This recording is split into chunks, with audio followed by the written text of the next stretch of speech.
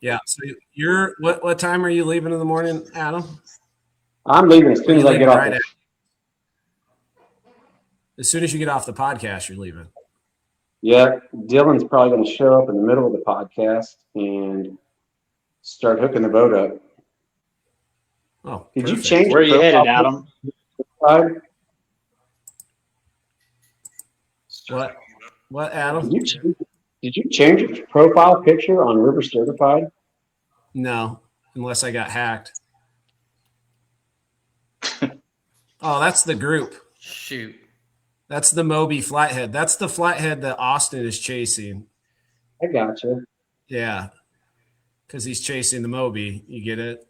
Except, well, I that's got that's more of a Free Willy reference, but whales. It's close enough. Anyway, so we're on here. We got Bobby, we got Adam, we got Austin. Austin runs a YouTube channel, Chasing the Moby. I have some exciting news. Well, I'm back in the North Country, the Arctic. I went fishing today. I was sitting on a piece of ice. It was as cold as it sounds. It was still a good time. Bullhead. Thanks, Justin. But I'm back in town. I'm back up north due to some exciting news. The arrival of my first child is 2 weeks away. The due date's 2 weeks away. Like, could happen any moment. But Ella thought it would be really funny to make sure I was prepared to be a dad and got me a pair of white New Balances. So that's what I'm rocking. I love it. The dad. Spencer, congratulations, man. I appreciate it. There's nothing better in the world. You got a youngster too, don't you, Austin? I do. Yeah. Are we currently at one or are we at multiples yet? We're at one. Yeah. Gotcha. Going for two. Going for two. Yeah. Hey, we're cheering you on, We're hyping you up. Go team. But yeah, seriously, nothing better. Yeah. Yeah. Good job. I'm excited. But yeah, we got Facebook Live tonight. Every Wednesday, 7 p.m. Central Standard Time. I love these. These are a lot of fun, and we're going to keep them rolling for a whole long time. The emphasis tonight is kayaking, adventure kayaking, the ins and outs of all that stuff. We might go really deep technically. We might talk about experiences, like just kind of wherever the direction takes us. I'll start off with my first question because everyone on here that is cool kayaks. I think there might be somebody who does. Bobby, what's it going to take to get you to go kayak fishing? Do we have to like drag you, like set everything up, or is there Is there a situation where you would pursue the kayaking, not be invited, but you would pursue the kayak fishing? Yeah, I mean, when I used to bass fish some, I used to kayak. Obviously not having a boat. So, I mean, I did a little bit of kayak bass fishing, but I think it's just, for me, it's just the access to, friends with boats a lot of times that, I get an invite to go on the boat, most weekends. So I'll just jump in the boat and not have to worry about dragging a kayak, but I'm not opposed to it at all. I think it looks like a lot of fun. And, I think that it's definitely something that's manageable, especially for one person. How long would it take before you flipped your kayak, you think? I'm actually a pretty good kayaker. I might not look like it.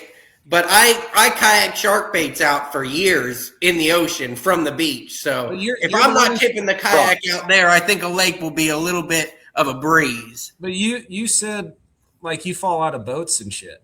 Yeah, well, that's just me being dumb. So when you fall out of a boat, that's only happened a couple times. Okay.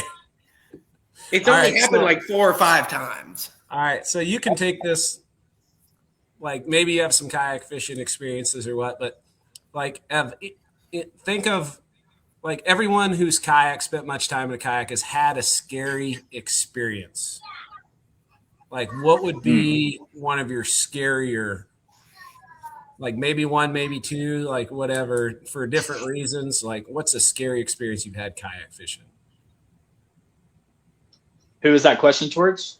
Anybody. It's open for discussion. All right. I got one. Okay. And honestly, so yeah, it had to do with a buddy I was with, actually. You actually met Paul Spencer when you were down here. And Yep. Paul is cool. so, yeah, Paul's a good great guy. Great. Oh, yeah, he's awesome. Okay, so it was scary in the fact that I think that if I hadn't been there, I think he's a dead man. And so basically we were so we were kayaking up the river. It was summer, okay, but Paul was in a kayak that was too small, and basically he went across this point that had kind of some deceivingly fast current. There's like a drop off on the end of it, so there's kind of some swirly current, and there's a tree above him, and he had a couple rods sticking up from the flush mounts, 50-pound braid, and I don't know what was happening. I don't know if he was taking on water beforehand, but the rods got stuck up in the tree, and then they got stuck in the tree, and then he flipped his kayak, but then it was like 7 feet of water, 6-7 feet of water, and somehow one of his rods with 50-pound braid gets wrapped around his ankle, that gets wrapped around something on the bottom, and he's up here with just this much of his face sticking up above, and the kayak is like parallel on his face, and the currents. It was really weird. That's scary. And it was actually, for him, it was terrifying. The only reason it wasn't terrifying is because I knew I was there, and I just had to walk out onto that point, kind of wait out there and give him a knife. But he tells me to this day, if I hadn't been there, it had been really bad. 50-pound braid around your ankle on a flexible limb underwater is bad. That's not good. Well, especially when you don't. So, anyways, that's the scariest one I've been encountered with. Yeah, I mean, you don't have anything to pull against. It's not like you're standing on the bank to break it. Right. That's scary. He's either on his tiptoe or can't touch. So yeah. How about you, Adam? You got to have something. Well, you told me about one. I don't know if that's the scariest, but when you and your boy got caught out in that storm with the floods and stuff. Yeah, another one. Yeah. What's that? So I'd say the scariest. Me and my daughter were fishing a tournament on Nickajack. We were spot locked over the exploded dam there, Hell's Bar. Oh yeah. 100 feet away from each other, just side by side. And so we were both in good kayaks and everything. We knew it was going to storm. We knew it was coming, but we talked about it. We prepared. We had radios. We had communication. Anyhow, long story short, she was fishing with 4 rods, and the storm started picking up. And I knew it was going to be severe weather, and it was probably one of, if not the biggest dad fail I've ever had. And we're on the radio. Are you doing okay? Like, it's getting windy. I'm fine, Dad. I'm fine. And I'm worried, but I know like we're going to be fine. It's just going to be wind, rain, maybe a little lightning. It's dumb to be out there, but anyways, so this was this during the tournament or pre-fishing? It was an hour in. Okay. During the tournament. And like all signs said, shouldn't have went out that day. I had 3 kayaks down there. Battery was dead on mine. I swapped kayaks out. Anyhow, everything was going great. I was already catching fish. I had a nice flathead and talking to her. And out of nowhere, I hear her screaming, and I can't see her anymore. The rain had picked up so heavy. I just 100 feet in between us. I couldn't see her. And she's screaming. She's hysterical. Now I'm panicked. And I go over there. We can't even tell what direction we're going. All 4 of her lines are hung up. All 4 of the wheels on her kayak are spooled. And the only thing holding her in place, her spot lock had came off. The only thing holding her in place was those 4 rods. And I just put my feet in her kayak, so we're kind of tied together. She's bawling. Everything on the kayak that wasn't bolted down is gone. I took a knife and cut all of her lines. And I said, just honk her down. I said, I'm putting my trolling motor on 10. We're heading for the bank. I don't know which bank. I don't know where we're going, but it was not good. was probably my biggest dad fail, and that was the closest to being, severely unsafe I've been. I've had another one on the Mississippi River. That's the worst though. I think it's even worse when it's not you. Yeah. So Austin, you had a story that wasn't you. Adam, you have a story that wasn't you. And I have a story that wasn't me. And it's the worst when you watch, because in some way, shape, or form, like I bet you guys feel the same way, where you have some of the responsibility of taking care of the people you're with. And the idea of failing at that's terrifying. Yeah. And at the time, that was my 13 or 14-year-old daughter that I'm fully responsible. She shouldn't have been out there, but she's fearless and she's been by my side since she could walk. So the fish now. But yeah, you said something about Mississippi. So I think you and I fished the same tournament down in Louisiana on the Mississippi. Yeah. I fished up on the I-10 bridge at Baton Rouge, and I was spot locked just 50 feet, 60 feet maybe in front of one of those big pillars. And it was sketchy. Like, most people with common sense wouldn't have been there. I was on good fish, free fishing, and this bar. Sketchy about it? Well, it was like, it went from 100 feet of water above me to 35 feet of water where I was spot locked. So that column, it was ripping. Yeah. And this is right in front of the port of Baton Rouge. And this barge comes up. I don't know what he was hauling, but he was loaded. He was 4 or 5 wide and 9 deep. He was pushing. He's heavy. And I don't see nothing like that on the Missouri around here. This is by far the biggest barge I've ever seen. You see him one. They're pushing one. This tug was far bigger than any tugboats I've ever seen pushing barges. And as he was going upriver beside me, he was like 2 pillars down. It was cool to watch. I videoed the whole thing. And once he got beside me and I could see what was coming up out of his wake, like there were whole tree trunks coming off the bottom, shooting out the back of it. And I'm like, oh my God. And I just stayed. I just watched him. When he got about a quarter of a mile upriver, I could see all this coming by. And I was kind of off just far enough. That debris wasn't coming through the columns where I was at, but it was not far from me. And I shouldn't have been out there. But that barge put an exclamation point on the back of that. I don't know, them big river experiences. I've talked to a handful of people. I talked to one guy who floated the entire Mississippi River from its origin to the Gulf of Mexico, and he said when he got to the lower Mississippi, that was the scariest part. Like, the rapids are one thing, but you get down there, not only do you have the barges, but like if the water shoots up, the current gets fast enough, it pulls those buoys, the navigational buoys underwater, and they'll just randomly pop up. And they're almost like a landmine, like if you're paddling at the wrong spot at the wrong time and one of them pops up, it's flipping you, sending you flying. Like, could you imagine being a kayak with one of them navigational buoys, like launching your ass out into the river? I mean, it's funny, but it's terrifying all at the same time. It's a bad deal. That's a bad deal. Yeah, there's nothing good comes from that. But I kind of on the same vein of what you guys were talking. I was kayaking with my buddy Tyler, and he doesn't kayak or canoe or anything like that very much. And we did an overnight float, and we were 400 yards from the boat ramp, and the nastiest set of rapids is right before the boat ramp.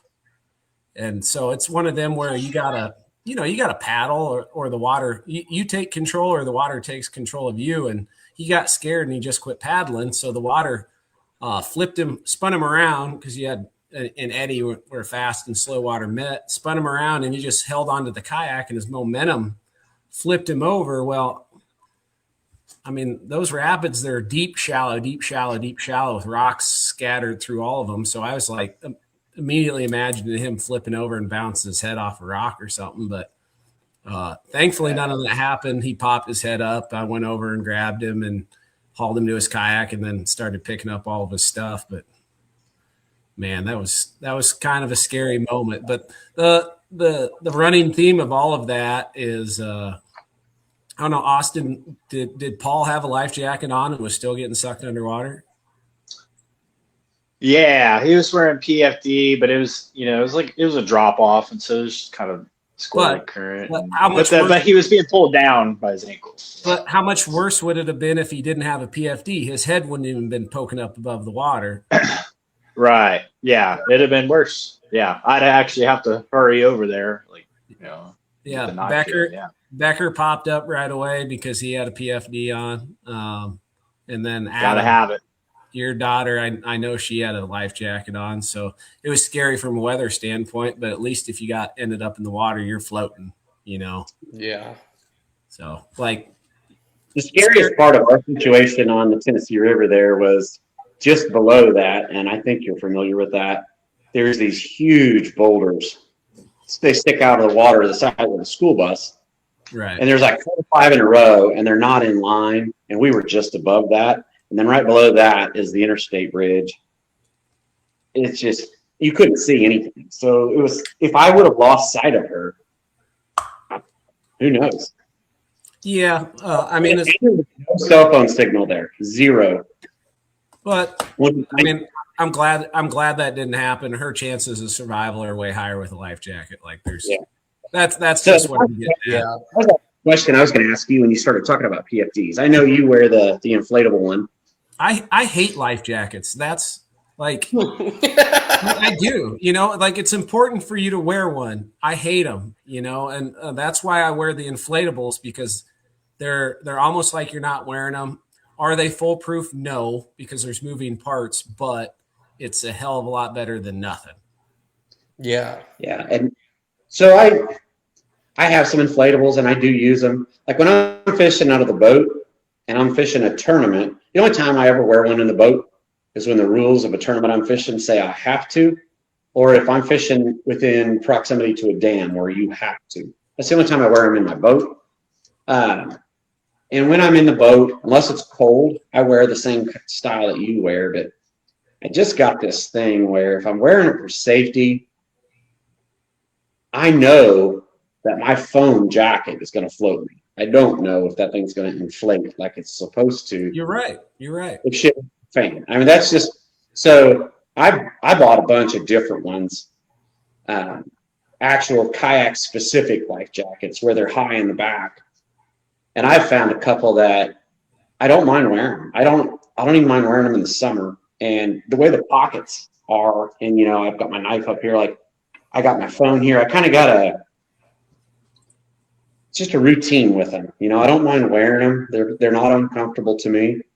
Well, if they become part of your system, that's a good thing. Like I will say, when the water gets cold, like water below 60 degrees or so, I don't mess with the inflatables anymore. I got what is it? It's right around the corner. It's sitting on my kayak right now for when I take out the water. What? Is it 3 letters, the brand, like RHS? I think so. But it's not RHS. Yeah. I don't know. I think mine are either Chinook. Yes, that's it. Chinook. Yeah. So I've got like 5 of the Chinook ones, and then I've got 1 of the Storm Quest.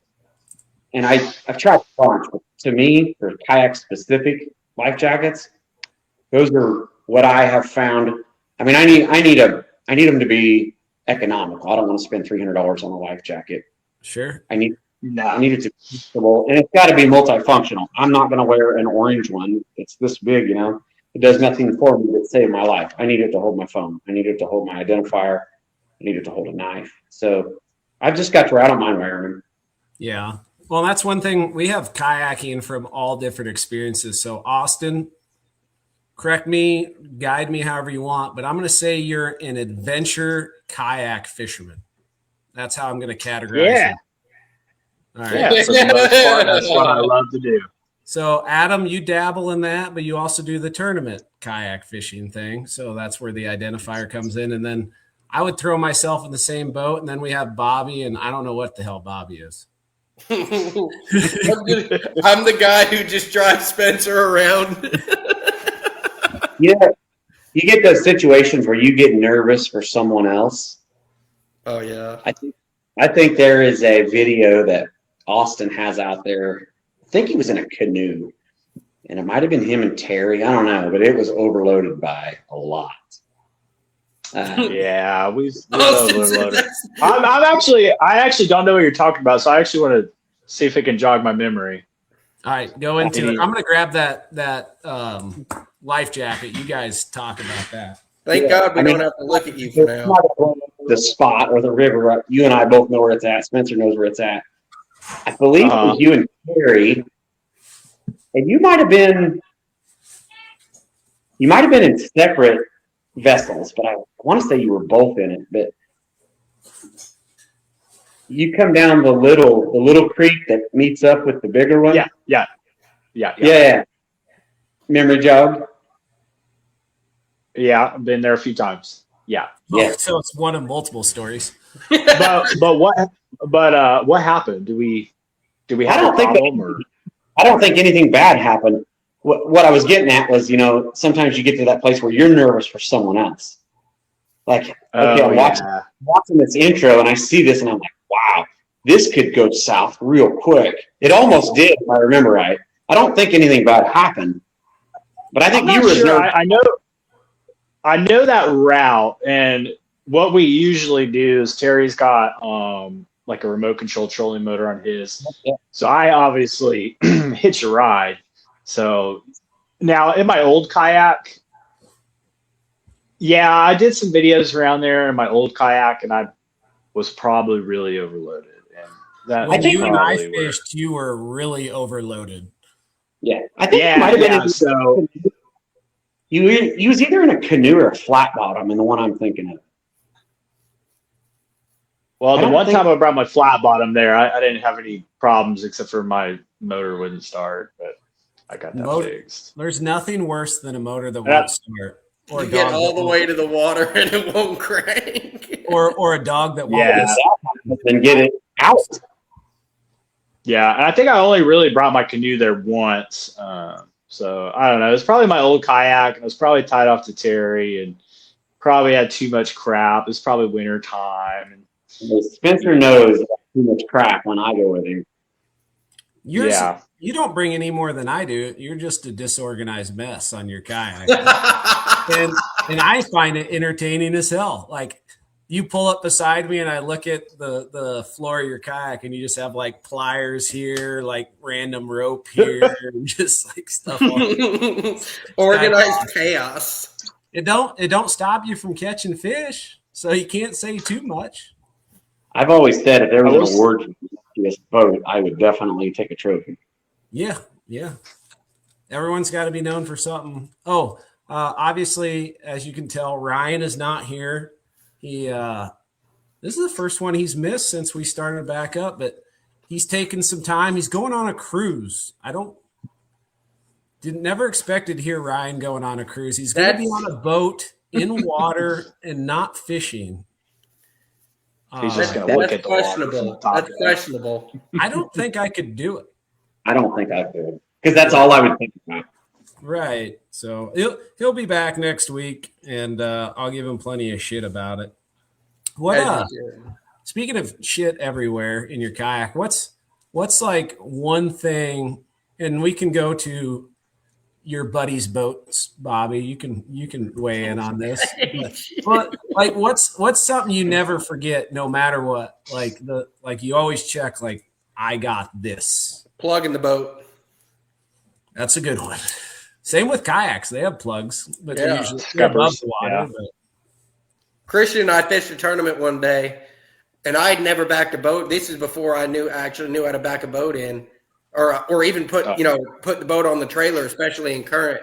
And we were getting out there, getting ready to load, and all of a sudden he says, "Why is the back end of the boat sitting low?" He went back there. He said, "The plug's not in." He said, "You know how to put the boat on the trailer?" I said, "I've never done it." He said, "You're gonna learn today." yeah. He said, "You're going to have to learn today." He said, "Because I got to get up there and back the boat in." So we backed the boat in, and from then on out, the first thing I do whenever I'm going out with somebody is I will look myself. I won't ask. I will look myself, make sure that plug's in the boat. That's good. That's the captain's responsibility. What's that? So Spencer, on that question, I would say for me, then this is almost as important as a PFD. I always make sure I have at least 2 knives in the kayak that are readily available, because I've dropped knives in the river before, but a knife can save you from all kinds of situations. If you have to cut lines or something goes wrong, you got to have some knives in there. Do you have it? Do you have it strapped to your PFD? No. I have one that I usually am wearing some kind of pocketed pants, so I've got one that it's either in my cup holder or it's got like a little hip holster where it can go on your hip or your pocket. I always got one. Not just for safety, but just practicality. This is a little compact box cutter. It's sweet as shit, and it'll cut lines. It'll cut anything. And I'm not the greatest with a sharpening stone, but I don't have to worry about it because I just replace the blade when it starts to dull up. But I'm with you. The only reason I asked is I used to be big into shark fishing. That used to be like the thing that drove me as much as anything. And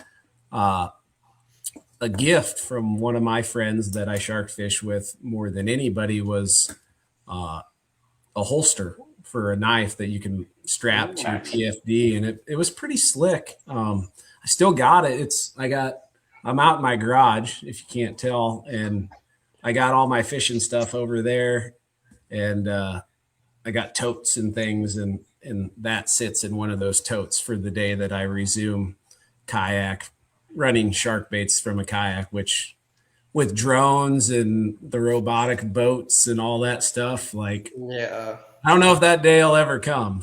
But that's all right. Speaking of shark fishing, I just bought a 130. Better to have it, not need it. That's right. Is that Austin? I just said better to have it, not need it. Oh, yeah. Amen. And yes, Bobby. Why'd you go international and not Avid? Bobby got a 130, a giant ass shark reel. Actually, I'll pull over my big shark reel while Bobby's talking about it. Yeah, well, I'm going to attribute that to Mr. Zach Royce is the reason I went international. Nice. Those are beautiful reels. He's very integrated with Penn, so I did not have to pay retail price. How's that for a pin? The Senator, the hammerhead killer. That's the 16 right there. The single speed. They call me the hammerhead killer, Bobby. Yeah. Let's see. Those are mine. You notice mine was sitting in a collector's case. Yeah, because it's ancient. Well, old ain't bad. Old technology. He uses shit that's older than him all the time. Although you did just say how you took your boat to the water and the motor wouldn't start. But Christian took the boat to the water. I did. Well, I was talking to Austin, but I will say also boat motors don't die; their owners kill them. So it's probably fuel. I'm gonna say actually what I fixed it is it's this old Honda outboard. It's great motor, but the fuel straw that goes down in the tank somehow just fell off from the cap, so I had to unfortunately figure out a way to get it out, but I got it out and crimped the clamp back on there, and it's been fine. Yeah, until I sold it. I like Austin. They like gas. Austin fished with his bait rod. They like gas, yeah. Spinning reel. What, Adam? I said Austin uses one of those old black spinning reels on one of his bait rods a lot. Oh, the Mitchell 300. Yeah. Oh yeah. Yeah, I just got that. Yeah, that thing is cool. It's stiff and How long have you had, or we're talking about your reels, the Mitchell 300s? Yeah, I've got a couple of them. I just got them at an estate sale. I've got a lot of old fishing gear. I don't use it very much old fishing gear anymore for bigger fish. But when it comes to bait rods and stuff, I love the old stuff. And what do you like? No, I'm always looking about the old stuff or about the Mitchells or I just think they're cool, man. Okay. So it can't be money because you can go buy a PC Fun carbon X2 for like $60. Yeah.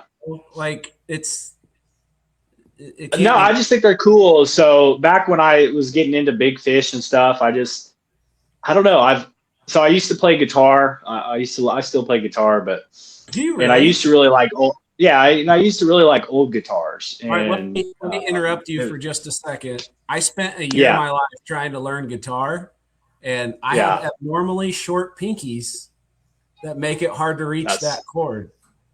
That's a hindrance. Yeah. I'm disabled, basically. Well, we know that. Mentally and physically.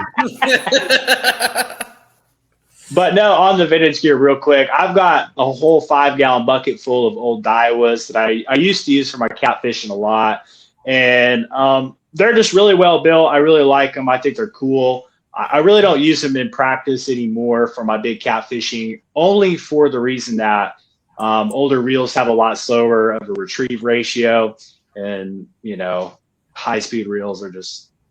It's something that you need if you're fishing a lot to not get snagged and all the things. Well, that when you're, I just think they're cool.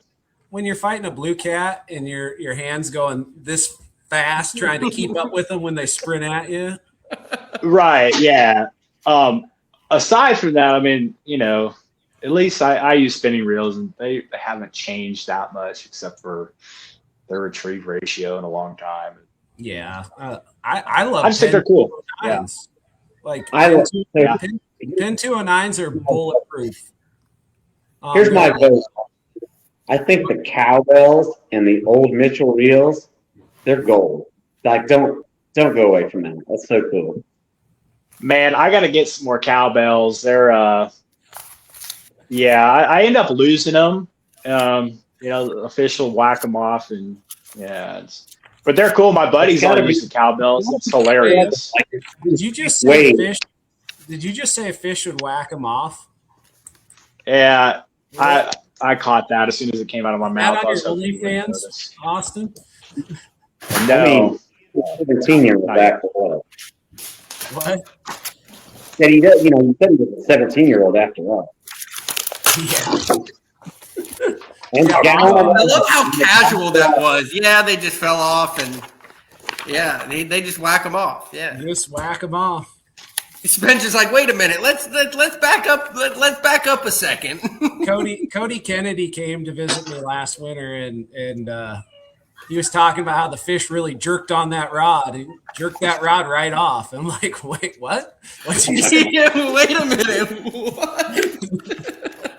Gotta be careful. It's what you say. That was a funny trip when Cody went to visit you. When I gave y'all the phone call bite. I mean, we had so much fun. Like, I wish they would have came down this winter when I was down south, but it's a little bit further of a drive, so I understand. But we definitely had a good time. So hopefully they'll be back.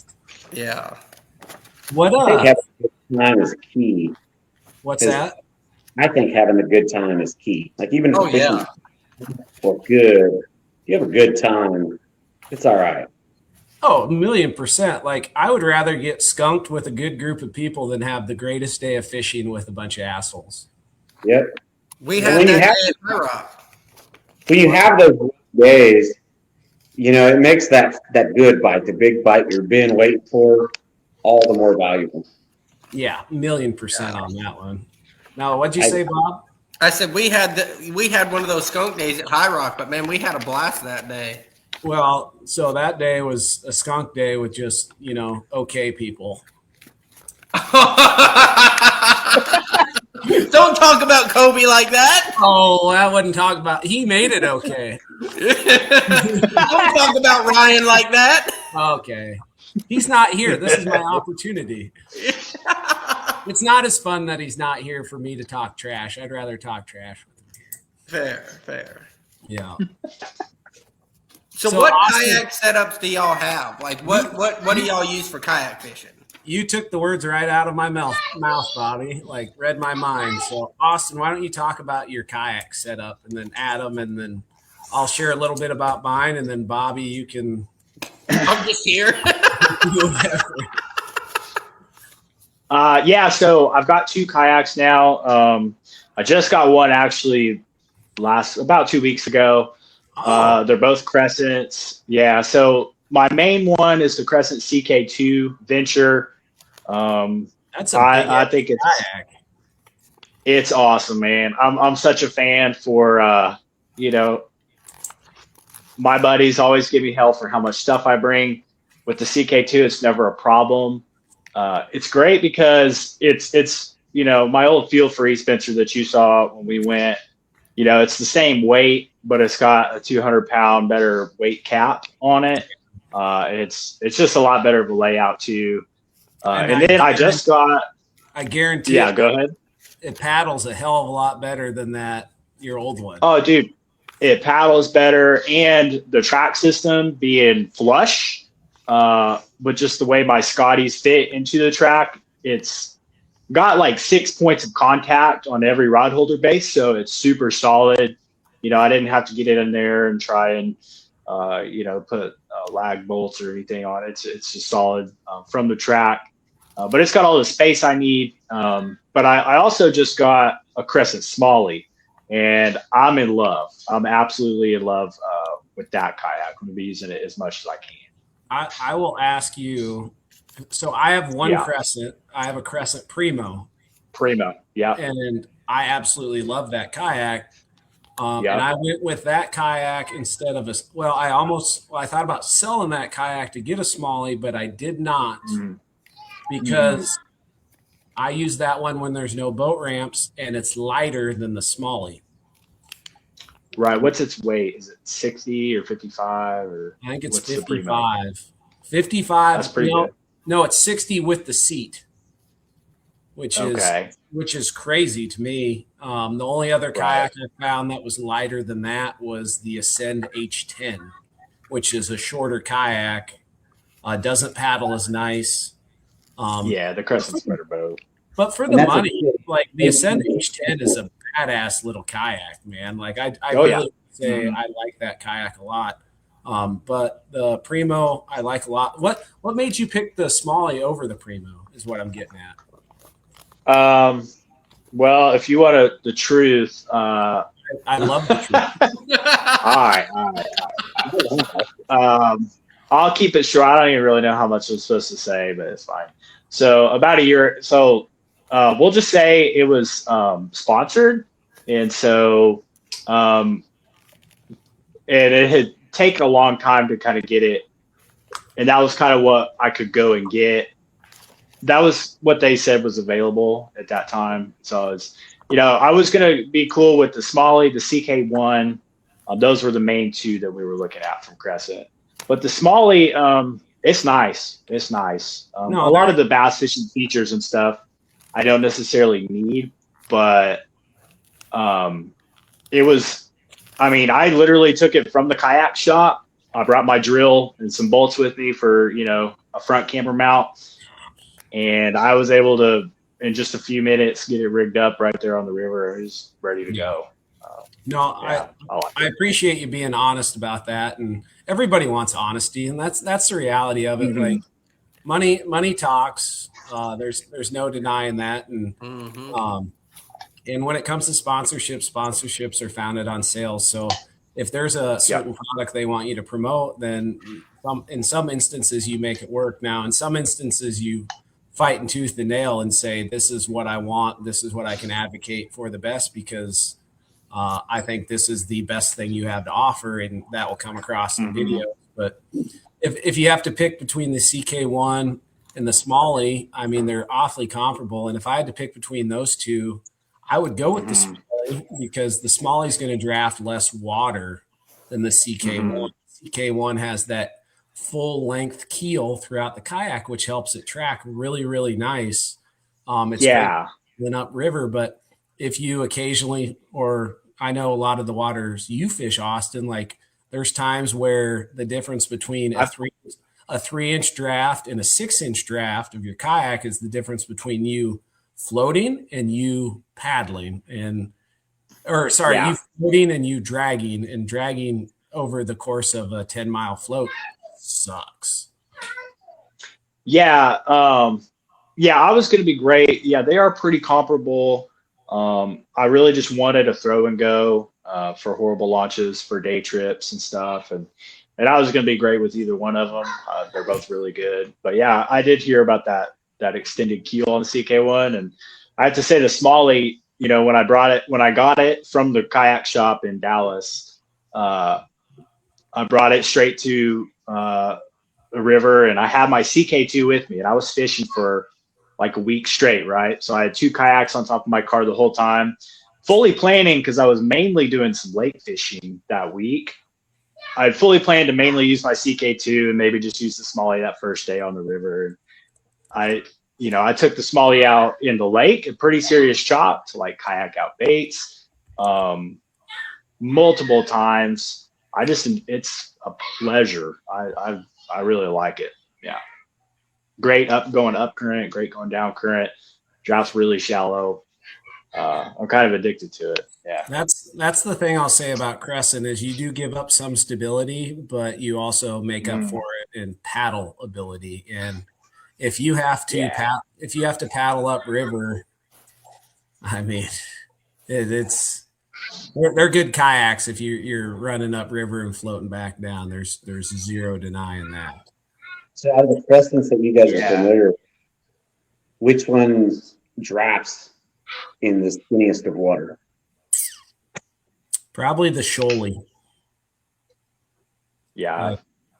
The shoaly does not have that extended keel. It has a bottom comparable to the Smalley and the Primo, but it's a longer, wider kayak that distributes weight more effectively, and that's the shallower drafting of the boats. I'd say if you're going to buy a Crescent for just overall use, like if you have a specific job like throw and go or drag down the bank, my boat's still the Primo. It's basically the Smalley without the hatch, a little bit lighter, same hull design, same size.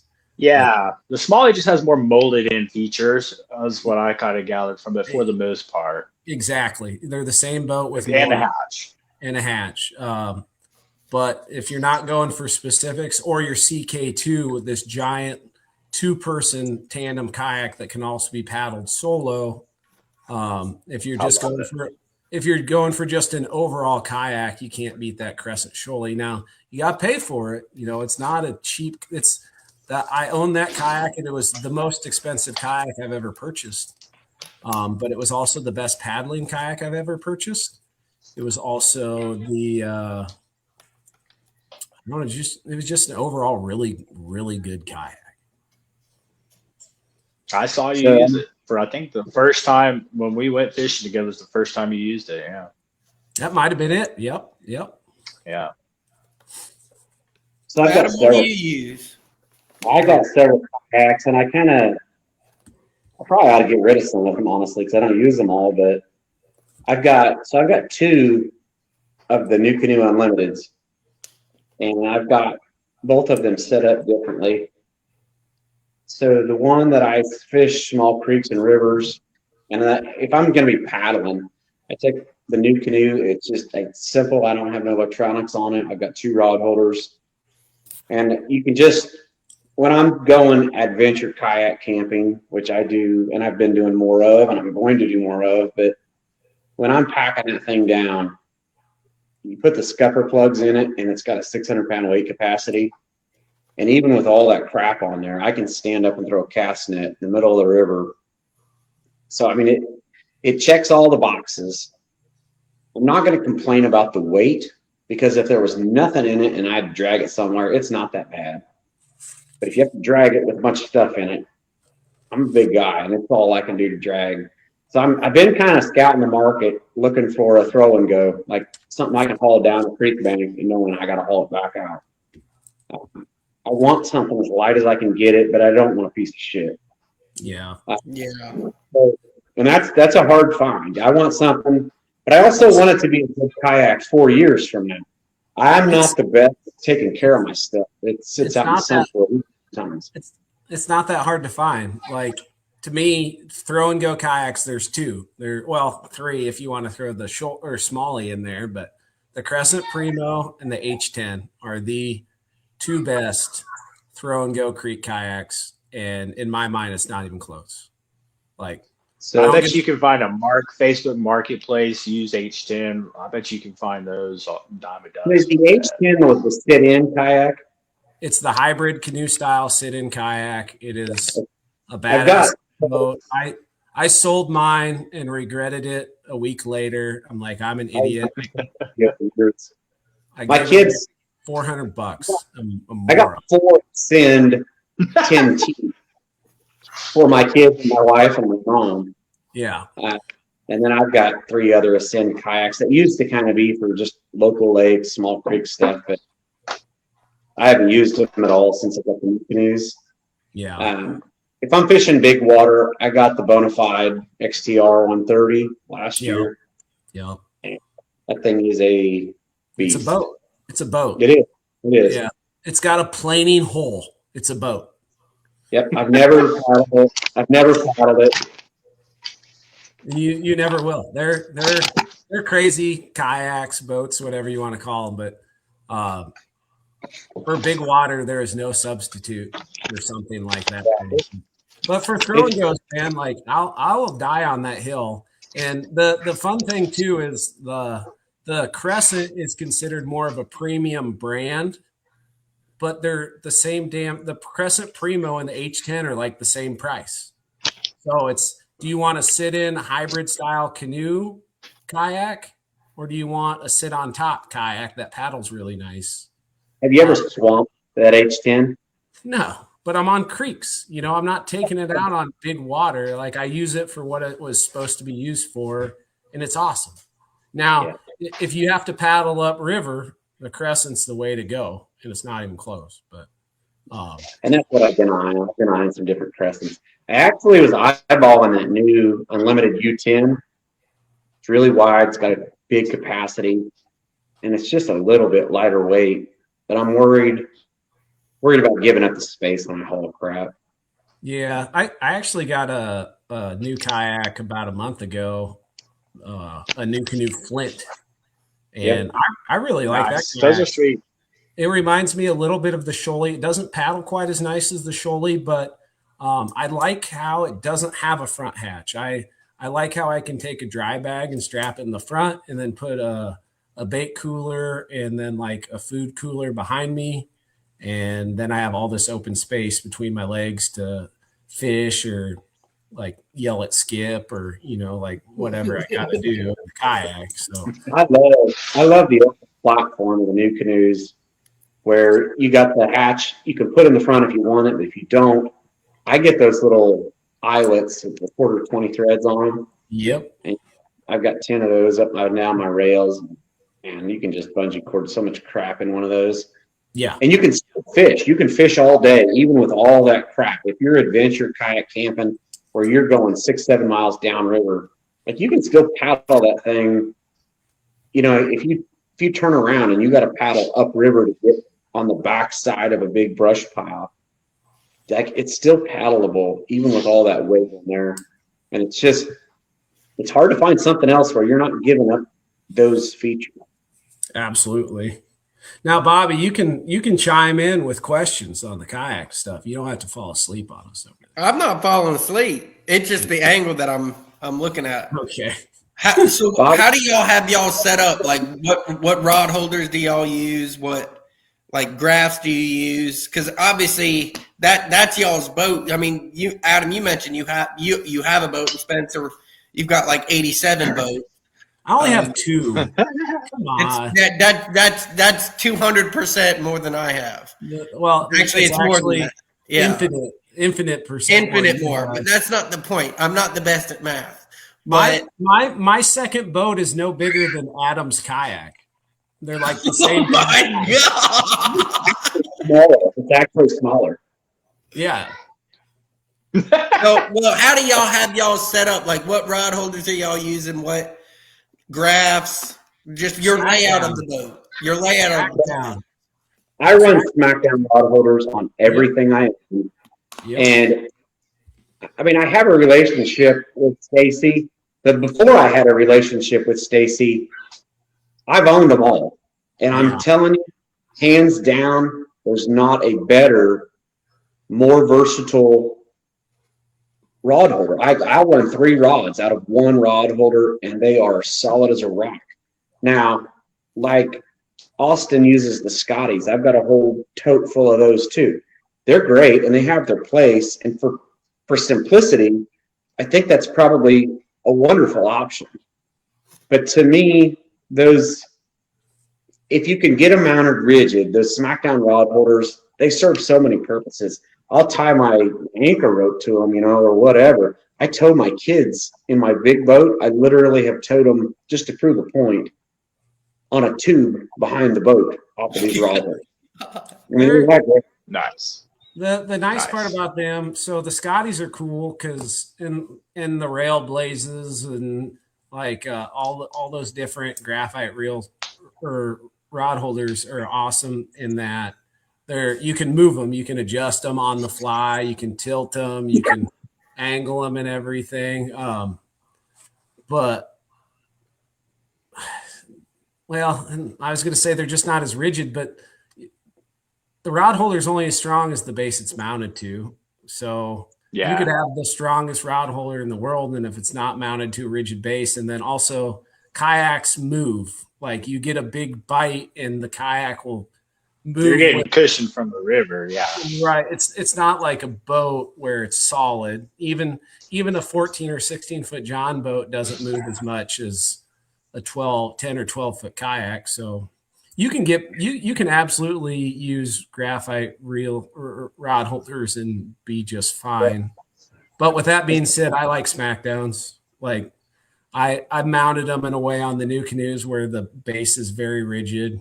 I like how I can change the angle of the rod and reel without having to mess with the adjustment. Do I have them on every kayak I have? No. And some of it's a weight issue. Yep. Trying to shave pounds where I can, but on my big new canoe, I absolutely have SmackDown rod holders on it. And to be honest with you, just keeping it simple, when I've taken out my new canoes, I've taken them out without rod holders. The way the seat frame is and the cup holders, you can literally stab the butt of that rod next to your seat, and then you've got a solid rod holder. Yeah. Nice. Yeah, between the track and like that. Fitting them in where you can. Yeah. And or John, you can be like me and lay your rod on top of all your junk.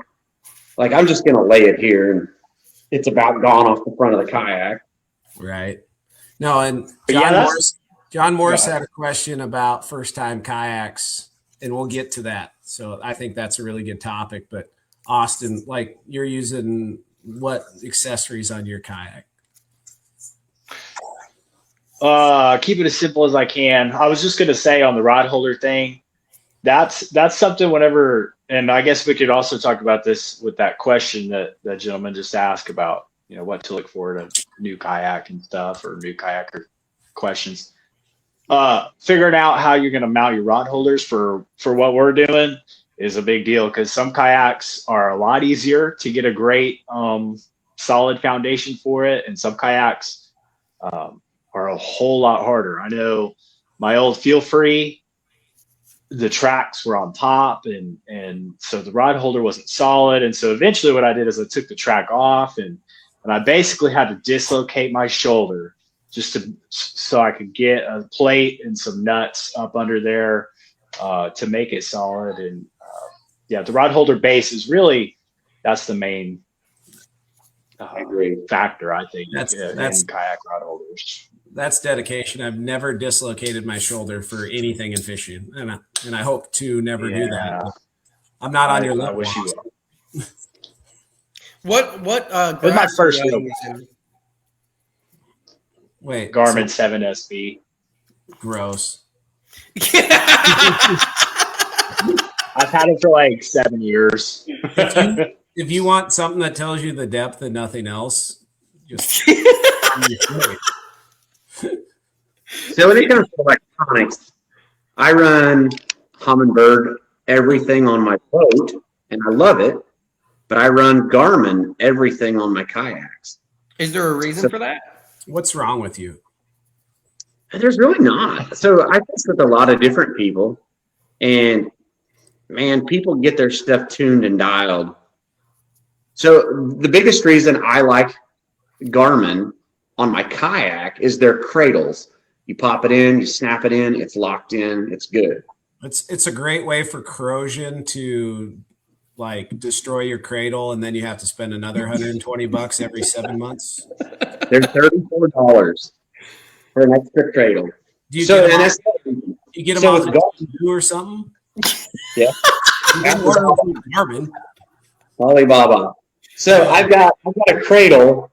So I've got 4 of the Garmin 93 SV UH. They're high end touch screen. They're 9-inch screens. And I say I've got 4 of them just to put it in context. That sounds stupid and crazy, but Only one of them works. they all work. They all This work. video titled Spencer versus Garmin. We I'm use not, them I'm not big on ice. bad mouthing companies, but Garmin's done me dirty too many times, and you caught me in a moment. You got me in a moment. I like them both. I've had Lowrance. I've had good luck with those. But if I could only have one, it would be Humminbird, hands down, end of story.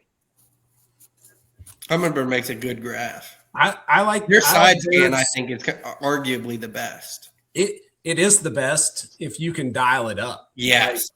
Lowrance, I like Garmin. how I think simple Lowrance Garmin's more is.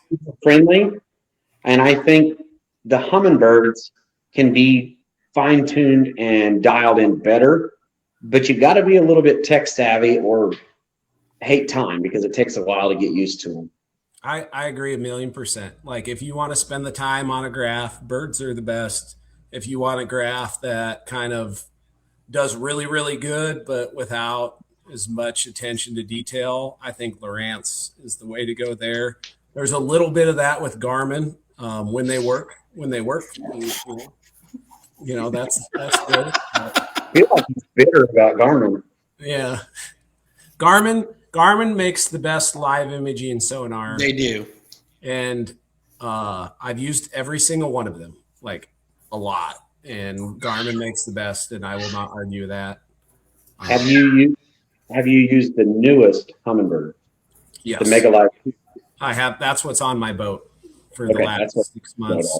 Use Active Target 1 and 2. I've used Garmin LVS 32s, LVS 34s. I haven't used the sonar one or the saltwater one, the 56. I think it's the 56. But just the 32 and 34 is better than anyone else's, like for sure. Spencer, let me ask you about your beef with Garmin. Is it like they quit working for you, or they don't get the image you want? What's your experience been with them? They have birds and Lowrance have better side imaging, and I lead on side imaging a lot. The dependability is an issue. So I own Garmin's graphs for 2 years, and I went through 4 cradles that they rest in. Do you put the rubber thing on the pin connector? Yes, and I greased them. I did everything you're supposed to, and still went through a bunch of them. And 3 of them were when a boat was stored outside, but the last one was when a boat was stored entirely inside, and it was just from being out in the elements from use. And I was like, that's the moment where I'm like, this isn't going to work for me. And then I had a Garmin trolling motor that gave me a lot of problems too. I've heard a lot of bad things. Motors. On the cradle thing, honestly, fish finders, I don't invest a lot of energy into, what's out there now. But aren't they plastic? Like my cradles are plastic. What are your cradles made out of, and why are they? They're you said you had a 73 UHD, right? 7 SV, so pretty basic. He got the basic one. But yeah. They're all the same. They're all out of plastic. Because when you go to, I think, either the 10 or 12 inch, there's no cradle. So the 7-inch and the 9-inch have a cradle they rest in. Maybe the 10, I don't remember, but I don't think the 12 or the 16-inch graphs have a cradle that they rest in. Okay. So they mount totally differently and they wear out. And those probably don't have. I'm sure those don't have the same problems, but like I said, Not plastic. No, Spencer's beef with Garmin, that just made me laugh because he was not having it. I didn't get that worked up. If you think that's me worked up, you should see me worked up. Oh no! Yeah, it's a spectacle. Is that when you're yelling at Skip? When I get angry at Skip, I always cut that out. Adam showed a flash of his giant aluminum kayak there for a second. Oh, Say hi, Dylan. that's a nice setup. It's a really nice kayak, Adam. Yeah, it's a real bitch to paddle. Yeah, I bet. All right, No. let's go into the beginner kayak thing. Yeah, I think it's right out here. So the live bait cooler, I just want to take the big angle, and if you can't find it, I'll find it. This is intense. This is tournament prep discussion that Adam's having with Dylan right now. Don't you tell Craig Norris. Oh, I'm calling him tomorrow. As soon as we get off this podcast, I'm calling him. I don't even think I have his number. You'll have to text me his number so I can call him. Zach Dalton said y'all make Bobby he's too hungry. What, Adam? So I said he's too busy making AI pictures. So I think for an entry level kayak, I really don't think you can go wrong. Like even the cheap Sun Dolphins from Walmart, it still gets you out on the water. You know, it still serves a purpose. But I started out there like most people did with the cheap, flimsy. Man, you try to put a rod holder on the side of those, a big fish will tear it right off. I've seen it. Dylan's got one of the flimsy kayaks, but man, he makes it work. Yeah, I agree. the number I know one kayaks, requirement. Go ahead. The number one requirement out of a starter kayak is it has to float. Yeah. Yeah, like if it floats, all right, we can make it work. But that's the number one requirement. I think also, I mean, I'm not big into that, but like what bodies of water you're looking to fish starting out too. You Like if nailed you're it. looking Yeah. to fish the creeks, then that's going to go into something different than if you're like wanting to kayak the main part of the Mississippi. Well, yeah, and I wouldn't do that as a Be a beginner. little bit out of your mind to kayak the main lower of the Mississippi. It's just probably not something everybody should just go out and paddle. I don't even know if it's something experienced kayakers should do. Like It make you question, but I mean, it's doable. yeah, You gotta be smart about it. you got to have the right kayak for that. Like having one with a trolling motor with spot lock. Like if you're just paddling to paddle and float through, that's one thing. But the access points are so difficult and so far apart that. Bobby, what are you eating? Yeah, Bob. I'm eating spoonfuls of Nutella. Oh man, I thought it looked like frosting. I was like, what are you eating? Put a little maple syrup on there. It'll make it really good. I might get some peanut butter to go with it. Now we're talking. Now we're talking. Let's talk about beginner kayaks and let's talk about kayak adventure food. That inspired me there, but Bobby, you nailed it. Like if creek kayaks, grab and go. Like I still sit on the Crescent Primos, the Ascend H10s. You could go to a bigger kayak. You could go that Crescent Shoaly route. You could go the New Canoe Flint route. But those start to get a little heavier and are harder to drag up and down the banks and things like that. If you're on a lake, lakes, I don't know. I'd still say go the Ascend route just because you can get what is their 12-foot sit on top called? I can't even remember. 12 You got a 12 T and you got a 127 ounce. That one you want to have a trolling motor on the 127. Yeah, I've got two of the 12 Ts, and they paddle really well. My only complaint about the 12 T is sits pretty low. And when you're paddling and you don't want to get wet, your ass is getting wet. Right. You're getting wet. Yeah. That's my only complaint. I think Ascend is a really good balance. I think there's a quality there. You can't get Walmart or, the cheap route. But there's also, unless you abuse them, they're going to last a while. I know they get kind of a bad reputation for cracking, but well, the new Pelicans with the sit on top seat or the sit on tops with the elevated seat, I'm going to say that's going to be the number one thing. If you're looking at getting into kayak fishing, it doesn't matter what kayak you go with. Get one with an elevated seat where your butt is not sitting on foam and plastic, because that is, after 2 hours, that's immensely uncomfortable. Yeah, I'd say for beginner kayaks, look, the kind of water you're going to want to be on is the most important thing. A little bit of seat elevation for sure. And then really just kind of be prepared to not be super happy with it after not too long.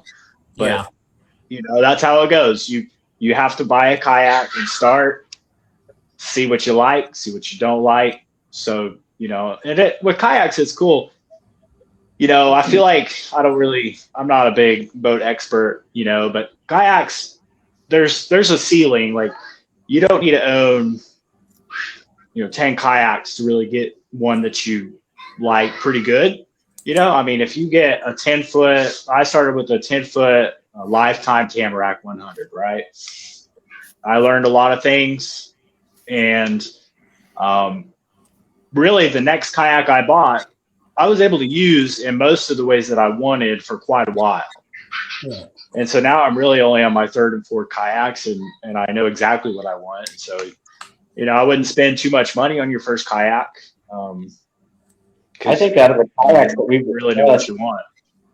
I think out of the kayaks we discussed, probably the Ascend, that H10 you were talking about, that could be someone's entry-level kayak. I still don't think it probably would be because of the price tag. It's still just, it's twice as much as the Lifetime, like you started out, like I started out with. But that is something you could get, and man, I really like this. And you could make that last for years. Kayaking might not be your thing. If you buy a cheap Lifetime and you go out and it's terrible, you might be done. But you might also be in love with it and say, man, I want to get a better kayak now. So my 2 cents on that is, yes, the Ascend H10 is twice as much as the Lifetime, but it also would retail, so you're going to use it for 1, 2, 3, 12, 100 trips, whatever. You're going to use it for a certain amount of time, and you're going to start to see things you like about it and see things you don't like about it, and you want to apply them to your next kayak. When you go to sell it, you're going to get a better return than you would have out of that Lifetime. So it's more of an investment up front, but you don't lose quite as much on the backside when you inevitably swap kayaks to try to find something a little bit more, a little bit better tool for the job. But I will say, think about where you're fishing, where you're going to spend the most of your time, and that's the biggest consideration. So a shorter kayak, a lighter kayak is nicer for creeks, ponds, places without a boat ramp. If you're using places with a boat ramp, get a little bit bigger, a little bit longer kayak. It's going to track a little nicer. It's going to be a little more stable. Also, don't emphasize stability so much, because if you feel like you're going to die paddling it a half mile, or if the wind kicks up, you're going to hate kayaking. Like, having a kayak that paddles decent is really nice. And most of them do. There's some that don't paddle as nice, like the Ascend 12 T's. They paddle okay, but they don't paddle like a Crescent. They don't paddle like a new canoe. And I guess you don't want to spend as much either. So I don't know. It's like, it's no different if you want to buy a boat. Kayak to a boat, like, everything's all give and take. Yeah. There's no perfect system. That's why I own 3 kayaks and now 2 boats. And and waders and walking shoes, like I have rubber boots, I have hiking boots, you got something for everyone. I guess one other thing on the entry level kayak though that you can go ahead and I think it's reasonable that first time kayak purchasers can just spare themselves the trouble. How much do you weigh and what's the weight cap? Yeah. And how much gear within a ballpark do you think you'll be bringing? Because, it'd be bad to be, 250 and to go get a lifetime Tamarack 100. You're crazy. That's something. Yeah. Like that's something basic. I mean, if you've never looked into it, you're novice. It's something that's really simple that we all think about, obviously, but save yourself that. It's funny because you know how many times you see online people are like, "Man, I got a kayak today. I flipped it within 5 minutes of leaving the boat ramp." And it's probably because they didn't check weight cap, right? Yeah. They're probably overloaded and unstable from the jump. So that's 1,000,000%. That's a starter point for anything. If you're a biggin, and I'm talking like Biggin. No, you're not a biggin, Adam. You're not a small one either, but you're not a big. You're not a small one. I'm not talking. I'm talking 280 plus here. Okay, like the Pelican. Pelican makes that 12-foot sit on top. I can't remember the name. That'd be a worthwhile starter kayak. The Ascend 12T, isn't that what it was? 12T. Yeah. Would be a worthwhile starter kayak. If you want to throw a little more money into it, which again, that contradicts what we were saying about starter kayaks. But if you want to throw a little bit more money into it, like the new Canoe Unlimited, you can't beat it if you're a big guy. You can't. They check so many boxes. Like you get into the bona fide stuff. Yeah, they're great for certain things, but they miss so many boxes. That new Canoe, it's just a blank slate. It literally is like a John boat with nothing in it. But it's big. It's big, but it paddles decent. It doesn't paddle amazing, but it paddles decent.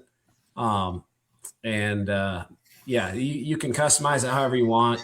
But it's 600-pound weight capacity, man. Yeah. And so most people haven't tried this, but running the scuppers versus not running the scuppers, there's a huge performance difference in that kayak. And the guys that are like less than 200 pounds, they're like, "Oh, I've never put the scuppers in mine because there's never water in that track system, in that trough system." And I'm like, "Man, you got to try it once because it really sets you up out of the water." Another, you talk about the draft. How skinny of water can you get in? That new Canoe Unlimited, if you run those scuppers, it was like a different kayak. Mm-hmm. It's faster. The other one is the H12. We were talking about the H10 over and over and over again. There's an H12. And if you're a bigger guy, that's another great option for a creek kayak. It is a little heavier. That's why I didn't bring it up for a great creek boat, because the H10 only weighs 55 pounds. The H12 weighs like 85 pounds. That's a heck of a difference. Yeah, some awkwardly large difference that you wouldn't imagine, but it does. So I think anybody that has spent a lot of time in a boat and a kayak and bank fishing can kind of relate to this if they target big fish. To me, there's nothing more exhilarating than hooking into a giant catfish or sturgeon out of a kayak. Mm-hmm. Man, when that thing rips you the other direction and you're like, what's going on here? And then you realize there's drag ripping somewhere. Like, you don't get that near as much from the bank. And it fades so quickly out of a boat. It's awesome, but man, it's not the same. It never gets old out of a kayak. That's my, people ask me all the time, why do you fish out of a kayak? You've got a really nice boat. You're never going to understand until you go out this once and you land a 50, 60 peak adrenaline, man. Peak Absolutely. Adrenaline. Adam, are you talking lake sturgeon or white sturgeon? Well, There's a big difference. Are we talking bluegills or are we talking one about reason I said sturgeon is because you went out there this year. I'm going out in June. I'm going out in June, and I'm probably taking my kayak with me. I'm going out in June too, buddy. Are you What taking day? your kayak? No, Come on, we're man. actually no. We're so we did it last year. We backpacked in. So backpack camping. This year we're actually going to go backpack camping, sturgeon fishing for 6 full nights on the river. It's kind of like our trip of the year. Yeah. I'm going out June 15th. By the way, okay, I'm going to be going there I'm going to be coming back like the 4th of July. Dude, you're going to – people do it in kayaks up there in different places. Are you going to the Snake? So I'm going to, I think we'll probably hit 2 spots, but we're going to be fishing the Dalls in Oregon. We'll Cool. do. And you're going to have fun, dude. Yeah, we've got a spot there in Idaho, and I think it is on the Snake. And then we're actually doing a guided trip with one of the really, really well-known guides out there on the 15th, and then we'll be out there for however long, but I'm guessing a week. But I want to do it out of a kayak. I want to get one out of a kayak. I want you to get one out of a kayak. Yeah, no lie. Yeah. I would just make sure that you've emptied your bowels first. Make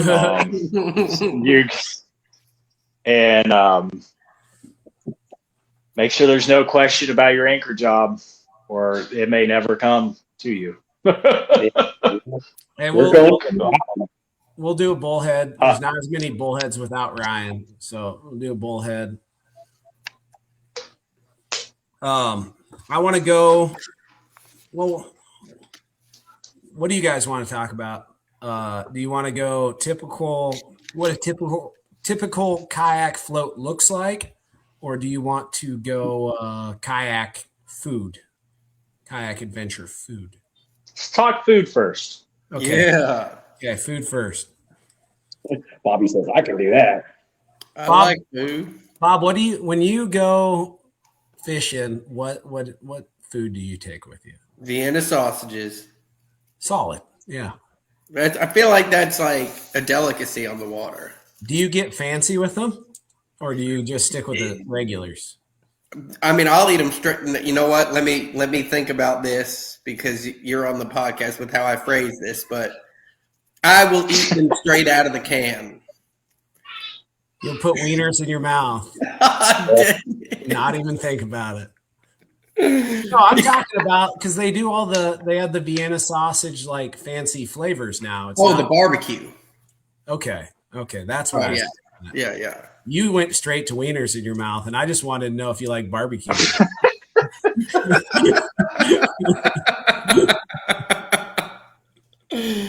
No, no, I like that, and I love leftover Chinese food. That's a delicacy for me on the water.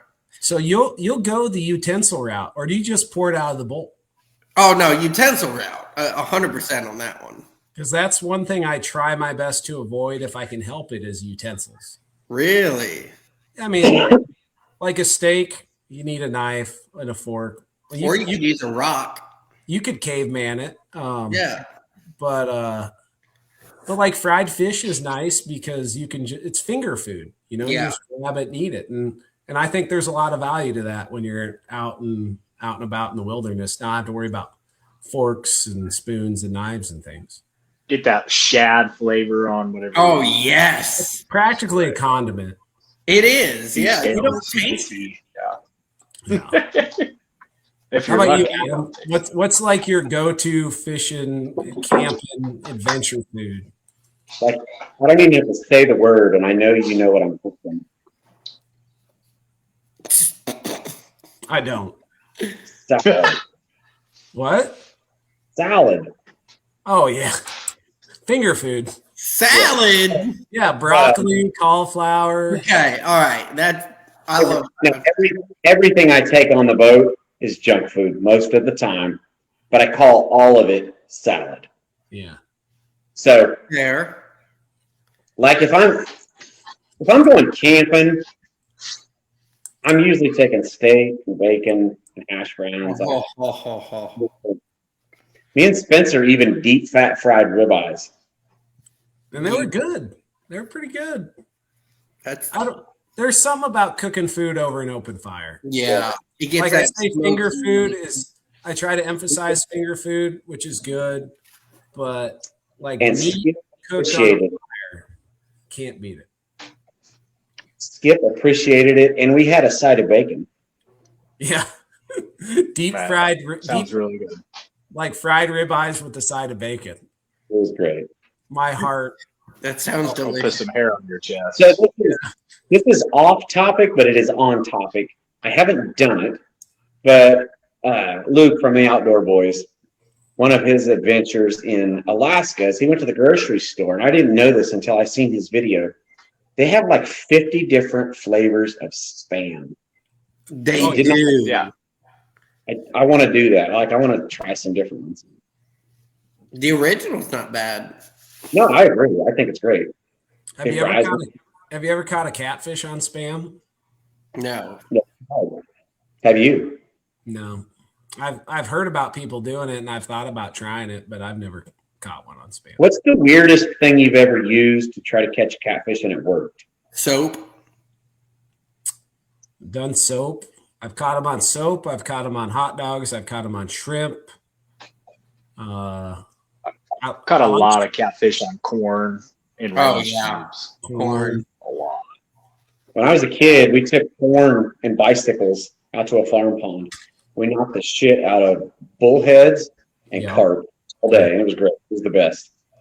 If you want to catch fish of all, I mean, night crawlers and corn is Bread. can't beat that combo. Bread. Yeah. Ducks love bread. I hate you. There's an inside joke there. Just hit him with the zote. I like that a lot. That ivory soap. Ivory soap's where it's at. Exactly. Awesome. Oh, I got one. Dog food. Yeah, dog food's good. Never used it. I don't know if I've ever tried anything unconventional. I've seen people use French fries and hot dogs, and they've caught fish on them, but I've never done it. Have you ever caught fish on? Oh my God, I just blanked. Slim Jim. Oh, I actually think use that for bait. I have caught them on beef jerky, and I think it was a Slim Jim, actually. They're greasy. Okay. Yeah. Okay, so I have a question for Austin and Spencer and Hold on. Bobby. So Time out. We got to get Austin's camp food, and then let's go to your question. Yep. Yeah. I honestly, I probably eat the worst. People always give me hell on my videos about what I eat. And, you know, I try and not eat. Well, I say that. No. I really like beans. I really like peanuts, and canned fish is something I eat a lot. I wore out the sardines. I'm kind of out on them. I really like canned smoked oysters. Just something that requires no cooler and will give you a good energy kick. So I used to eat a lot of that, and I kind of got away from it. And now that you said If you have too much, you can kind of like the sardines. One trip, this is in my peak sardine eating days. I went on the road for like, I don't know. I think I went on like a 6-day trip, and this is when I liked them. And I think the only thing I had to eat for like 6 days was like, I think I brought 22 cans of sardines. Man, by the end of that trip, I had no appetite. Like I remember it was like the 6th day of the trip. I was like, I'm not hungry, and I think I know why. It's because I don't want to eat those damn sardines. Well, I forced, it was like 9:00 at night. I was like, I should probably eat just because you need to eat. And I forced myself to eat a can. And from that moment on, I can't, I have them. I can't eat them. That I really don't like them.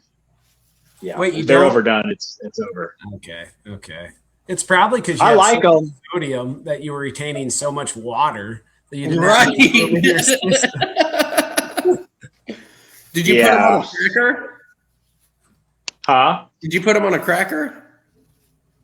No, dude, on a spoon right in my mouth. Yeah. You just scooped them out. Just mauling them. all right, Adam. What was your question? Oh man. So I watch a lot of YouTube videos.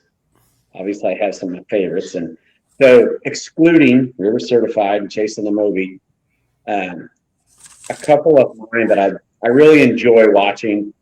Partially the adventure, and it's something different. Just a couple of ones I like. So there's a channel called 618 Fishing. He's a good one. They're pretty short videos, but man, he's always at a new place. It's well put together. His videographers, his editing skills are really good. He does a great job with these. It's well put together, and I love his destination stuff. And then the other one is the Outdoor Gear Review. This guy out of North or South Carolina, but he does adventure stuff, but he also has a lot of 15-minute videos where he tests different tents. That's his job. He's a full-time YouTuber, and he'll buy a tent and do a review on it, or a cooking stove, or just this tables, anything, chairs. I could sit there and watch that guy's videos for hours and hours. Just those reviews. I've never heard of him. I'll have to look him up. It's a really good channel, and his camping stuff's really awesome too. He does a lot of shit weather camping on purpose. Nice. And it's great. If there's a fail, he's got no sponsors. He'll call a spade 100% of the time. But it's also very well put together. So those are probably my two that I enjoy watching. I don't care what it is, I watch them. I watch all of Austin's. I watch all of there's how. But I was just curious, Austin. When I talk to Spencer enough, he says he never watches TV. But yeah, Austin, what's your kind of outside of the box favorite channels to watch? Yeah, okay. So I've watched a lot of Spencer's videos over the years. A couple of personal favorites that come to mind. There's one, it's a pretty small channel. It's called Canoe the North. I love Canoe the North. Basically, they go for 1 or 2 weeks canoeing in Canada, like the Yukon. I watch that for its storytelling, and it's something I sort of aspire to from a storyteller standpoint and from a videography standpoint. It's top notch. And then I watched 618 a little bit for his just kind of his really precision storytelling. I get a little, I like Nick. He's cool. I've seen too many snagged Asian carp with the promise of a PB for my personal taste, but I still watch him. He's cool. He just does a great job telling the story. And then those are my top two, probably right there. Canoe the North and 618 Fishing and River Certified. Those are some good ones. There's a couple others, yeah. I like, and I think Spencer knows who I'm gonna say. Aside from you, who some of my other favorite YouTubers was. We were on the phone with him when you were here. I like Stash Man. I like Josh. I like Pig Patrol TV. I just love it. Him and Spencer are polar opposite, personalities on YouTube. Spencer's just just caught a 60, pretty good fish, and Josh is yes, 6-pound channel. The funny thing about Josh is you get to know him in person, and he catches a 20-pound flathead, and in the moment he's freaking out, but then he talks about the story later, and he's like, "Yeah, I caught an okay one." I'm like, "Oh yeah, how big was it?" 54. I'm like, you just lost your mind over a 7-pound drum, man, and you're over a 7-pound drum, 54-pound flathead. So I have to give him some shit about that. He's supposed to hop on this podcast at some point in time. We'll see if it ever happens. I remember you told me that it's a struggle to get him on a podcast. It's a struggle to get him he's the homebody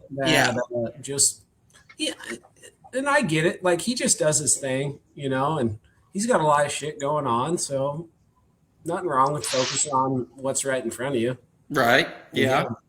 He focuses on what's right in front of him. That's right. Yeah, I watch him. I watch 618 a little bit. Hey, Bobby, could you repeat a couple of the channels you said real quick? I dropped out on my audio. Oh no, you're good. I watch the Stash Man, Pig Patrol TV. Josh, he's a good one. I watch 618 a little bit. Those are really the only two aside from Spencer's and yours that I watch. I kind of have a niche, and I find different, a couple different personalities and different style videos, and I just kind of keen in on them. So most of my YouTube watching is research based, but I did land on a channel recently that I don't know, just for some reason, and it might be because it resonates so much, and it does, but it's called Fish Standard. Adam, it's dude lives in your neck of the woods, and he fishes creeks. And he fishes creeks. He fishes flatheads in creeks. He catches channel cats out of creeks. It's channel cats, flatheads. That's all the videos that I've seen, and he's just kind of quirky, a little. Yeah, he's cool. Oh, you've seen him? I've seen a couple of his videos. Yeah, he's cool, man. He's quirky, dorky. He's kind of like, I don't know. It's like throwback type YouTube video. Like, I don't know, but he's cool. Yeah, small water fishing. He's just a good old farm kid from the upper Midwest, like my people. He's my people. Just good old boys. Yeah. Well, Spencer ain't a good old boy. We get a real narrow window to ice fish in my neck of the woods, and it's here right now. Dylan's been ice fishing every day, but Josh Hoover comes down. Him and I ice fish one of the same lakes, and it's full of giant channel cat. Oh, I love watching those videos. Yeah, so I caught a 30-pound channel cat in that lake out of a kayak this year. I tried fishing, so I fished these slot tournaments where it's closest to 30 inches, but you can't go over. Which anywhere else in the country, that's doable, but it's a 30-inch channel cat. That's a nice channel cat. I fished this 4 nights straight. I probably caught 50 fish.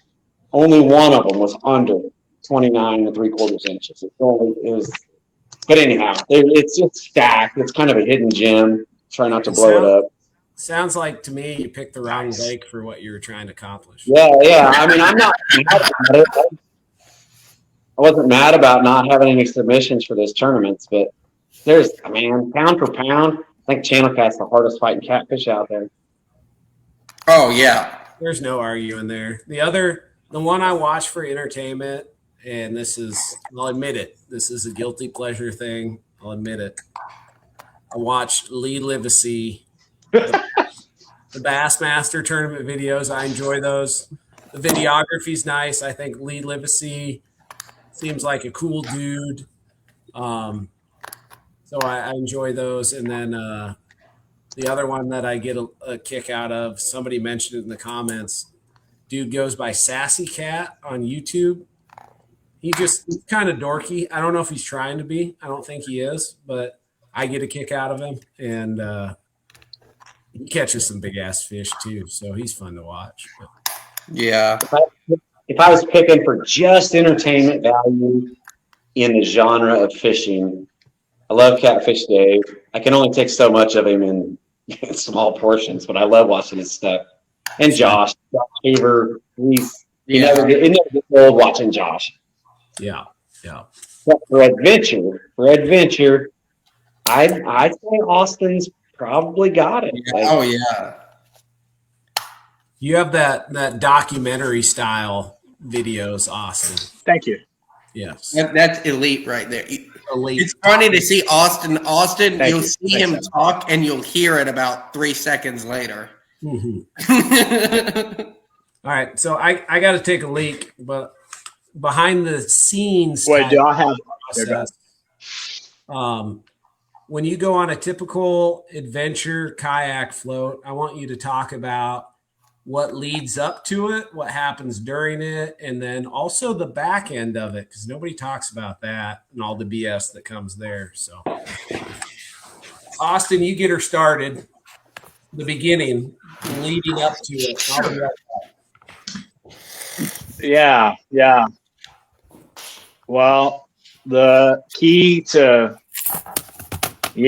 trying to execute what you want to execute is preparation. So there's usually, a lot of mapping, Google Maps for a lot of what I do. And then there's coordination. Am I going with a friend? Am I paddling down and paddling back, or am I hitching a ride? And so there's a lot of Facebook. Facebook has helped me reach people in unbelievable places that have helped me out way more than I deserve.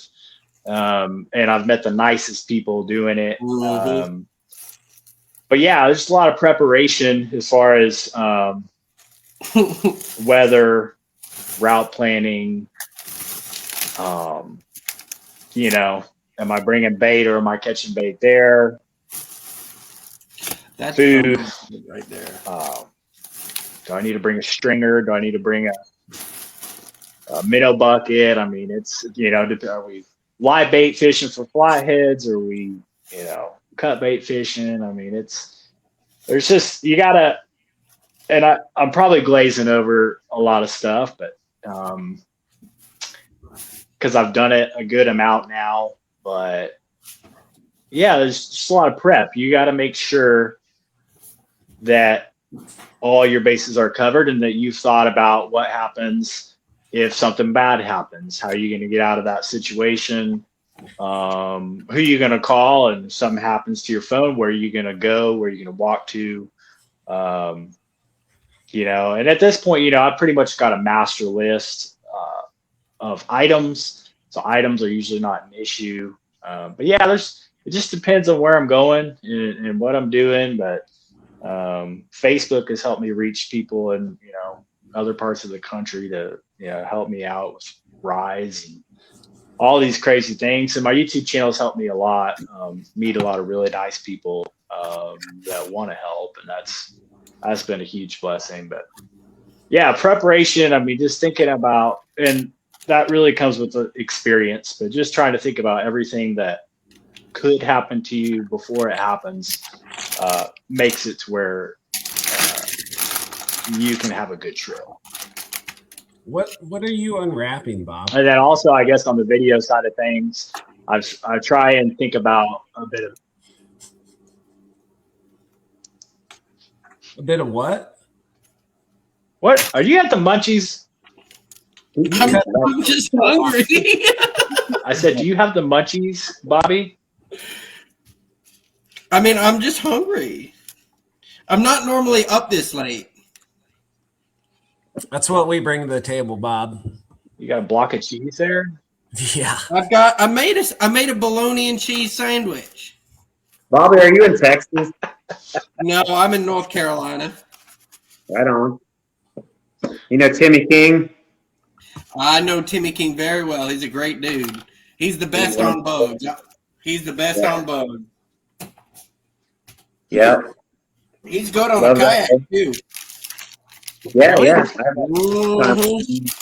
I actually stay with Timothy's grandpa there on boats. Whenever I go. What about?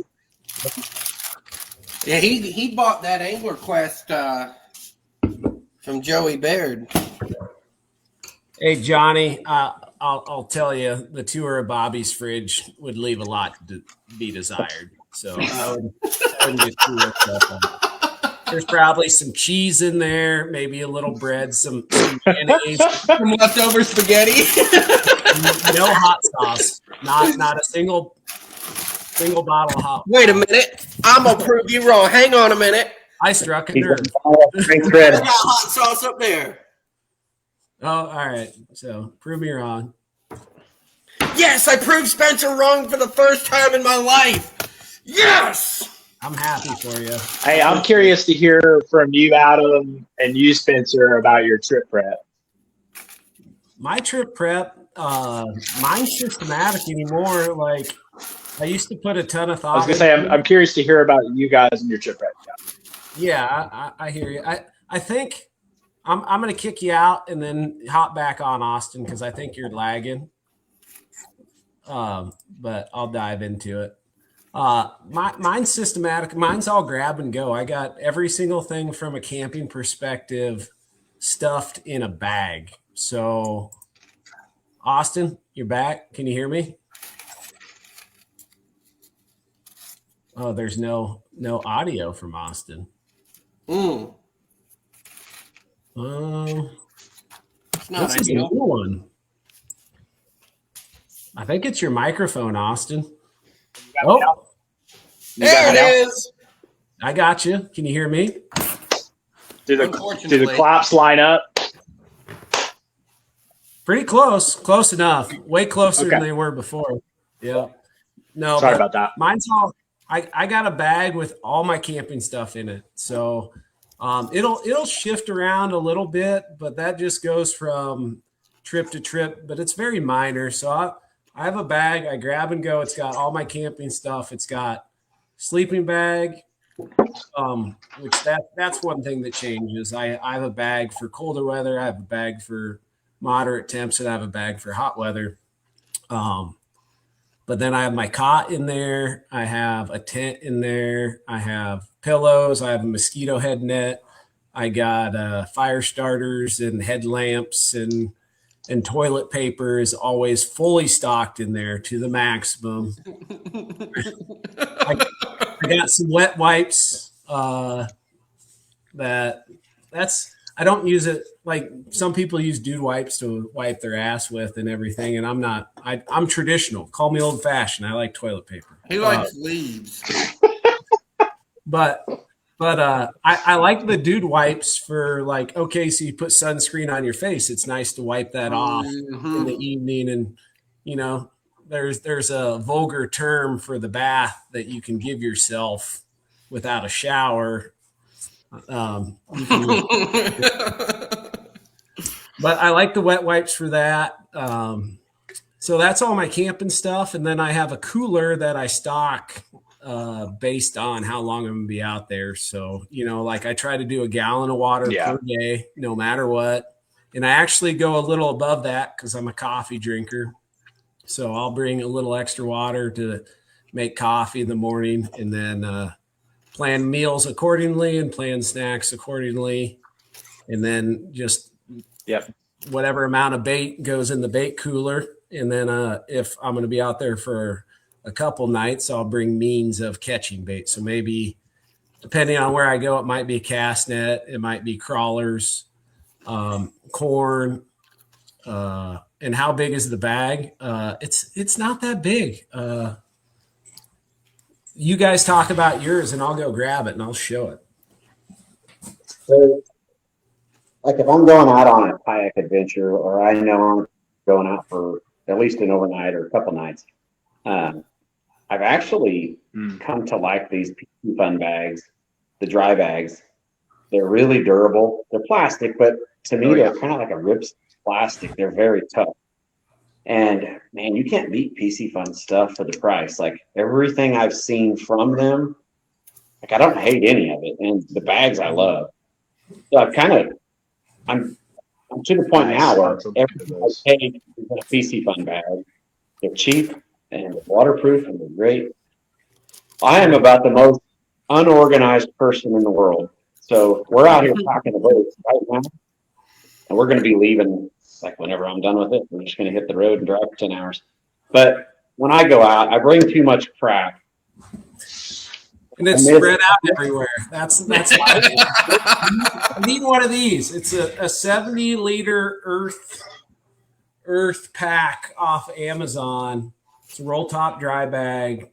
And it doesn't have anything in it right now because I cleaned everything. I got back. I've been camping a bunch and the stuff had not been cleaned. So I needed to clean everything. But 70-liter. I have a 110 that I will sometimes move everything over to in cold weather so I can put like extra warm clothes on top of all the camping stuff that I bring. But But that's it. And that I'm trying to be less bougie. I want to get one of those water filters where I can filter the water to use for cooking and drinking, just because I already bring too much stuff. But I'm also going to start freezing water in the bottles. That's going to be I'm going to use it as the trip goes on. I haven't planned it, but I am planning I want to do like a 4 or 5 night Missouri River kayak float. And I just want to, I love the camping aspect, but I also want to piss pound the wing dikes as soon as the ice is gone. I want to hit it hard. It's going to be cold. I'm sure it's going to be miserable, but I think it's going to be worth it because it's some of the best fishing. Well, and you can effectively, there's nothing you can't do out of a kayak. Like there's nothing that you can do out of a boat in that instance that you can't do out of a kayak. Haul ass. Well, yeah. Right. Yeah. But right, so the gap is narrowed. That's all I'm getting at. There's still a gap. The gap is narrowed. And even like Spencer and I, we've done the whole boat camp and adventure thing. It's great, but there's an aspect to doing it out of a kayak. You're very limited. You have to choose your items, and to land giant fish in the middle of this adventure, to me, is the icing on the cake. Catching big fish is good, but to me, it's a whole experience. Yeah, I agree with that 1,000,000%. I'm excited. Yeah. So my little 14-foot boat that I got that I'm really jacked up about, and I will admit it has not seen a video yet. It has not seen a video yet, but I have purchased a jet motor for this little 14-footer, and so it's a 1448, and it's going to have a 50-35 Tohatsu. Let's go. And it's going to be a whole lot. Well, it's a jet, so it'll do like upper 20s to 30 It's going to be miles. fun. But that's moving in that small of a boat. Yeah, it will be. My goal. In my opinion, in a 14-foot boat, that's about all I want. Yeah. Well, it's got a 25 horse Yamaha on it, 2-stroke right now, that it'll get you on plane in an instant. But my thought process with that is I want it to do everything my big boat will do, but be cheaper to haul, cheaper to run. It just won't be quite as comfortable because it won't be as stable. It won't have a windshield, but as long as it can haul all the gear that I want it to haul, I'm really, really excited about this little boat. I think Dennis just said it's going to be a sick boat, and I think it's already pretty awesome, and it's going to be like extra, extra awesome. Yeah. I know you were excited about that when you said I didn't. Spencer, have you been, besides the motor? You're on a lag again, Austin. What about now? It's better. Yeah, it's better. A lot better. All right. No, I was going to ask you, Spencer, where are you at in rigging that boat up? Aside from the motor, like your rod holders and your cleats and stuff, where are you at on that? Oh, it's completely fishable right now. To give you a rundown, start to finish, where it's at the moment, not where it's going to be, but where it's at. If you start at the front, it's got a light bar on the front. It's got a spare tire. It didn't have a spare tire, so it's got a spare tire carrier. It's got a 40-inch light bar. It's got a transom mount trolling motor that I rigged that it came with the bracket for a transom mount trolling motor on the front. I wanted that in case you have motor problems, so you still have some form of locomotion. I rigged up 2 25 amp hour lithium batteries in parallel that fit in this little front, like it's got a little baby front deck. I just said baby deck. That sounds kind of weird. You're just weird in general. Yeah, but there's a small hatch there that I can barely squeeze them in. So squeeze them in parallel. They fit in the front. And then I have cooler straps to hold down my bait tank and Nice. cooler so it doesn't tip over or fly out when I'm going down the road. I have an 8-foot fiberglass pole. And then with the help of Dennis and his buddy, we welded rings on the back transom so I can slide that fiberglass pole in there to basically make it poor man power poles. And yeah, that's gonna be clutch. It works so nice. I've fished out of it probably 4 or 5 times now, and it's pretty slick. It's already got a bilge pump in it, and then it's got lights for the interior. It's got multi-bars on the back, got multi-bar ultralight racks on the back, and then smackdown rod holders on there. And that looks thick, and it's super functional. And then that's the main rigging things that I've done so far. I've done some other things like put new hubs on it, change the guide-ons, like we shorten the guide-ons so they're not obnoxious for trailering the boat. And then I put a new water pump in it. It's getting a new kill switch put on it. It's getting a new fuel pump, carburetor rebuilt, like a bunch of the boring stuff that actually matters, like the important things that you should do that aren't as fun to talk about, like taking care of Gotta do them. Yeah, gotta do them. But it's a cool little boat, man. And right now it's got a 06 25 horse Yamaha on a manual jack plate, and I'm gonna leave that on there for a little while, but then I'm going to take the jack plate off and then just have a 50-35 jet put on the back. And it should be able to do every single thing my big boat does now, just be lighter to haul, cheaper to haul, burn less gas, and be able to go further with less. It'll be what I hope is the ultimate one-person adventure boat is what I really want. How many people can you fit on it? You can comfortably fish 2 people. I've fished 2 people out of it. Now, can you do 2 people camping trip?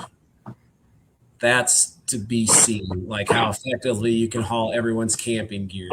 Yeah, I think you'll be able to haul the gear. I think my buddy is, I think he's got a 16, but with like a surface drive. And I think you'll be able to haul the gear. I think you might have a little bit of problem fishing, like actively fishing, because there's probably going to be a whole bunch of stuff up front where you would be throwing anchor and stuff that you would probably have to get on all fours to climb over.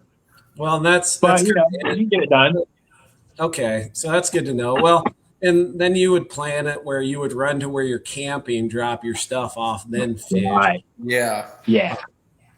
But man, I'm really I think there's so many possibilities with this boat, and I hope to haul this a lot of different places. Like, and that's a question that Adam had that I want to lead into is like your top destinations you want to check out. But this will be the boat that I haul there, because like my big boat, I love it. I absolutely love it. But I get 8.5 miles a gallon hauling that. God. You feel it. Yeah, you feel it back there, huh? You do, and it's a Tundra. It's a 2020 Tundra that has the big block V8 in it, which I got it. Great truck. For hauling those boats, but it's been a great motor. It's been a great truck, and I'm going to drive that thing till the wheels fall off. I really am. But it just likes to drink gas, but it doesn't like to drink as much gas with that little boat behind it. So I'm going to keep letting it run. Yeah, I'm excited about it. Yeah, where is y'all's like dream place to fish? I mean, you mentioned that, like that's a good question. Like kayak or just in general, like where is a destination like that you really want to go? Yeah, you go, Austin. I want to hear where your top fishing destinations, and we're talking places you've never been that you want to go. Yeah. Okay. Top of my head, just I'm going to say South America is very intriguing. Haven't done it. Want to do it. I think Australia is really interesting. Yeah. And then since I really honestly I'm so into in my mind I'm so into white sturgeon fishing right now. I would like to go see the Fraser or the Columbia River. Yeah. I'm going to the Snake again, but those Australia. The ones I mentioned, those are the ones that come to mind. What about you guys? I just read Dennis's response, and he said Sabine, which is his home river. And that, if you know Dennis at all, that makes sense. He's the home body, but he's surrounded by good water, so fair. I don't blame him. At least once a year. What, Adam? Adam? I said I try to go shark fishing at least once a year, and I've done a pretty good job over the last 4 or 5 years doing it. I have never caught a shark out of my kayak. I have been involved in the kayak and baits out. I really want to get the Nantucket sleigh ride. I can tell you what I won't be doing without mentioning names. I'm not fighting a shark for 2 or 3 hours and then cutting my line. That's not a thing. What are you going to do? Let's say you catch a 12-footer. Good luck. It sounds like no big deal until you're there. I know. So you're going to get back to the beat. Let's focus on catfishing destinations. Do you have any catfishing destinations? Yeah. Or sturgeon, freshwater. I mean, that's tough. I've hit about every catfishing destination I'd really love to hit. I would say if there is, I like chasing records. So there's a place in Colorado. I've never catfished in Colorado or purposely catfished in Colorado. I can't remember the name of the lake right off the top of my head, but I believe they have the state record channel cat come out of that lake. And it's a rather big one, surprisingly, for Colorado. They grow big channels in Colorado. Mm-hmm. A lot, but there's a few. Mm-hmm. And I can't remember the name of that place. Well, you think about it. I'll talk about mine, and I hope I don't blow any cover on this because I'm all about like little bodies of water that have big potential, and one of them is the Big Black, which dumps into the Mississippi in Mississippi. It's White Sand River. It's beautiful on Google Earth. I've spent a lot of hours looking at it on Google Earth.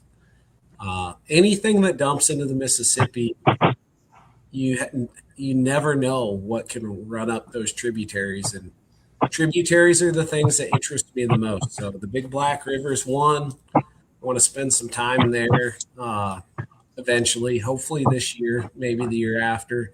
And then the other one is the tributaries of the 10 Tom Bigby in southern Alabama. Oh, yeah. Which everybody talks about the Tennessee River this, Tennessee River that. The interesting thing about the Tennessee River is it owns no records in Alabama. The record flathead is not out of the Tennessee River. The record blue is not out of the Tennessee River. They're both out of basically the Alabama River, which turns to the 10 Tom Bigby in the Delta.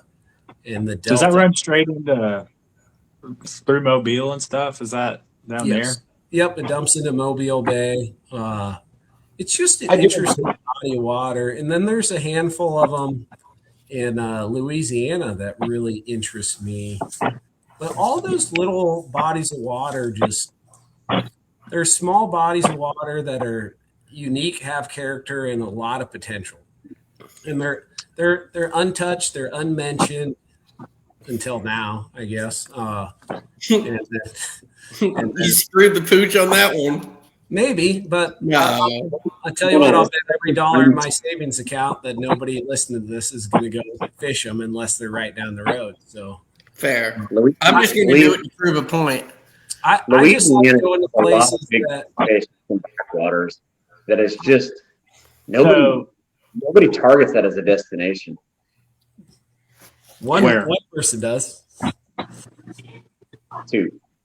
Yeah. So I don't know. I just think that's I like going places that are undiscovered. Like you had mentioned, Spencer, so on that about the tributaries, I've I kind of got out of the boat thing and Patrick, delete your comment. I didn't say that one for a reason. No. But yeah, there's Spencer, funny story about that. So I won't say exactly where it's at, but you always hear about like the Missouri, right? The Missouri has huge flatheads, right? But as I understand, it's a hard river to fish, and targeting flatheads might be even harder. Is that accurate? Not impossible. No, not impossible, but like targeting them on the big river is, I guess there's a reason why most people are targeting blues, right? Well, you're not going to target blues. Don't use the tribs like flatheads do, and spin off of what Ryan says. Man, you just keep thinking that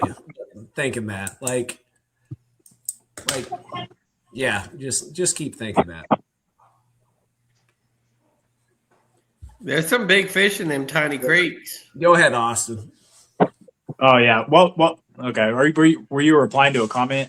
Yeah, I was replying to a comment. Oh, okay. No, but it's really interesting. I've kind of found this a little bit to be true. So some of the areas where I fish, I like to look up, well, where does the record come from? And then if it's a big body, I'm like, well, what feeds that, right? It's probably got a superior gene pool more than likely, at least what I've found. And so, I was really curious about the Missouri, and I fished it a couple times. It had really tough luck, and I was like, and I love flathead. It's not a nice river. Yeah. So, I found a tributary that I like, and it's small, man. It reminds me of like a creek around here, and it was so cool. Last year, like I went up there and basically spent 3 nights there over a couple trips. And the first night we caught like a 43-pound flathead. I was like, that's great. But I just had like this hunch about it, right? So I came back like 2 days later and floated down next night, 1 fish night, 36-pound flathead. I was like, that's cool. So, we've got a couple big flatheads. They're in here, no blues. And then the third night, I catch a 55, and I'm like, man, that's amazing, out of this small little creek. Well, come to find out, see, I've got this buddy, his name's John, and he's originally from Iowa. Well, he fished this river when he was a kid, but like way, dozens of miles upriver where it's even a lot smaller. And back when he was like 17, I didn't know this till after the fact, but he caught, a 54-inch by 36-inch girth flathead out of there. And yeah, tributaries are cool. I think probably especially for flatheads. Flatheads for year round. Now, I'm sure in the spring, the blue cats can be awesome, but tributaries are super cool. I don't think the blue cats utilize the tributaries that much. It's more of a flathead thing. I think. Yeah. Well, what do you think about like high water though? I'm sure they can get up there. With high water, I think there's some blue cats that utilize them to a degree, but it's very limited compared to the flatheads. Like case in point. So this is the case in point.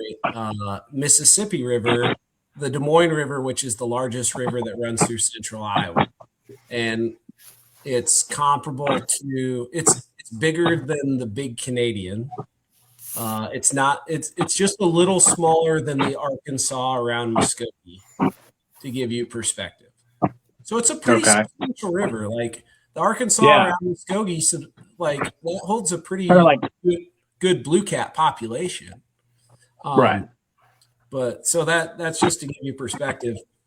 There's a dam about 60 miles. I'm spitballing, so I don't know the exact number, but I'm spitballing about 60 miles upriver from the confluence of the Mississippi. There's a dam on the Green River.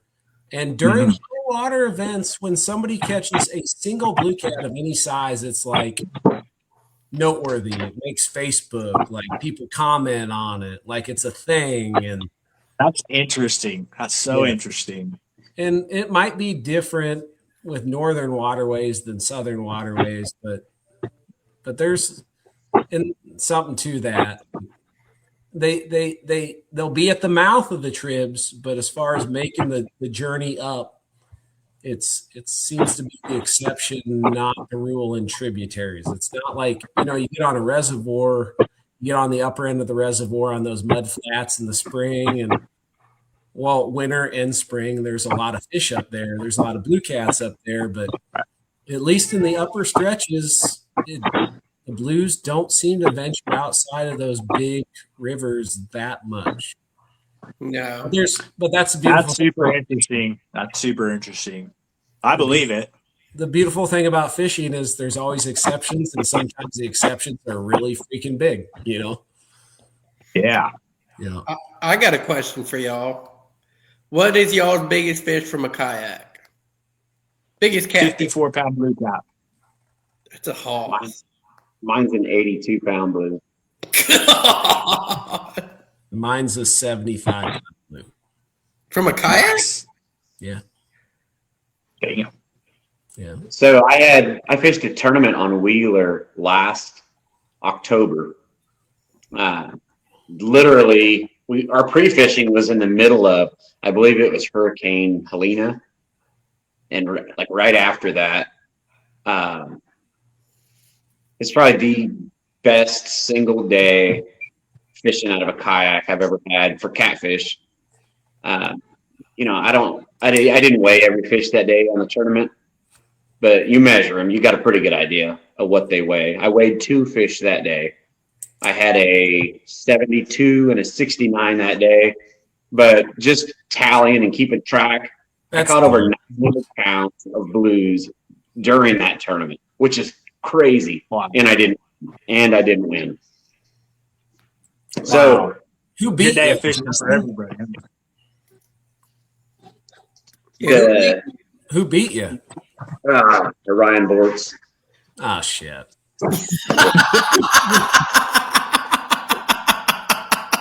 So, I had broken every series record by 10 a.m. Big fish, most fish submitted, like the overall weight. I'm sorry, the overall length. Like I had it smashed. And the guy that went with me from Nebraska was fishing right beside me, and he also had these records all broke. And we went back 2 hours early, knowing I could not lose. Guess what? Until you did. Oh, Ryan beat you at 3 p.m. Adam, question for you. On that day, how much did he beat you by? I mean, he couldn't have blown you out of the water, right? 4 or 5 inches. Did you That's have a lot. Did he catch a bigger fish than you that day? He did. Oh wow. Good day of If fishing. I catch a 69 and a 72 and I lose, I'm going back to shark fishing. You said tip your hat to that guy and you say, good job. Yep. So the year before that, we were fishing a tournament on Wilson, right below Wheeler. Yep. And I killed it all week pre-fishing, and I caught that 82. And it was another day kind of like that. I caught many fish over 40 pounds, several over 50. And I actually got skunked on tournament day on Wilson that time. That happens, man. Like I fished the Alton Classic this fall, and we had a tough day. But to bring light to that was everybody had a tough day. Friday, there was a team that caught a 105-pounder. I love that. They caught a 105 the day before and did not weigh a fish tournament day. Wow. Yeah. That's tough. That tournament, that stretch of river, it's just notorious for producing giant weigh-ins. They're great. But one of my goals this year, and it's not a realistic goal in every series, but I want to win a catfish tournament out of my kayak, beating guys in the boats. I want to win out of a kayak fishing solo against everybody else in a boat. All right. I have a response to that, and then we're gonna go into one more question, and then we're gonna do our last cast. Yeah. The highest boat place I ever had in a catfishing tournament for many, many, many, many, many years, which I didn't fish a ton of them, but it's still kind of fun to talk about. I fished a boat tournament out of my kayak when they would let me put the fish on a stringer and let them go. Not cool now, not even cool then, but they let me, and I was in college, so whatever. But I got 11th out of 37 boats out of my kayak. Let's go. Everyone was backing their boats down the trailer or down the boat ramp, and I was carrying mine on my shoulder. God. That's awesome. Hardcore. All right, so there's a lot of people who are worried and think about and factor this in. And anybody who kayak fishes, it's not that big of a deal. But when somebody says, "Are you ever worried about hooking a fish so big that it flips you over?" Not around here. I don't even think a big shark would flip you over if you're using the right equipment and you know how to use what you got. What makes it where you're not worried about flipping in a kayak fighting a big fish? A good kayak and using your drag when you need to. Drag is key. Put yourself in. You don't want to fight the fish out the side of the kayak. If you know how to use your kayak, unless you're hard anchored in a way you can't come off an anchor, I don't see where it would ever come into play. And I'll be honest, the biggest fish I've caught out of kayaks, everybody's like, "Man, I bet that thing drug you around the lake." It didn't. It doesn't. Big flathead out of kayaks. Honestly, a big channel cat out of a kayak, man, they'll spin me around, tangle up all my lines. They just get angry for no reason. Yeah. That 82 I caught, I was running planer boards, and I was running 7 or 9 that day. And he didn't pull me around, but I untangled 7 or 9. I don't know how many I was running, but it got in all of them. And it was well worth it. There you go. I would say the biggest thing, no matter what, whether you're fighting a fish or anything else out of a kayak, is you go where your head goes. So if you keep your head in the center of the kayak, you're going to stay in the kayak. If you lean right, left, forward, back, whatever direction your head leans, you go. So no matter what, when you're fighting the fish, you just stay centered up. You're fine. You don't have anything to worry about. There's not a single – you could fight a great white on 50 pounds of drag, and as long as you keep a stable base and keep your head in the middle, you're fine. And you're strong enough to hang on to the fishing rod with 50 pounds of drag. That's the big question mark at that point in time. But there's not a catfish on this planet that concerns me about fighting them out of a kayak, unless there's caimans trying to bite my legs. But you get the point. Yeah. Big fish is what you want. Big fish is good. Kayak, boat, bank. Otherwise, it's all fine. 7-foot gator gar on the Trinity below Livingston out of the kayak. That's going to happen soon too. Yeah, and that'll be no big deal from a flipping standpoint. It'll be a big deal from a fun standpoint. Like that'll be awesome. Yeah. I'm going to say this. I've said it before. I love tournament fishing, but my most fun that I have is whether it's just a day trip or whether it's an overnight camping adventure. To me, when there's no pressure and you're just out there having fun, chasing big fish, there's nothing better.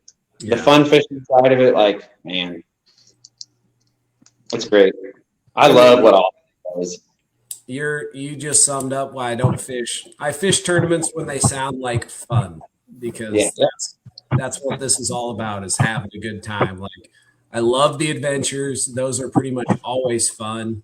Even when they suck, like the suck, you look back and you're like, it's a good story, all that stuff. It's all fun. And sometimes the tournaments aren't as fun. So I try to limit those to a moderate amount. And it only takes one ass hat to just make something that should be fun not fun. Well, people ruin everything, even. Yeah.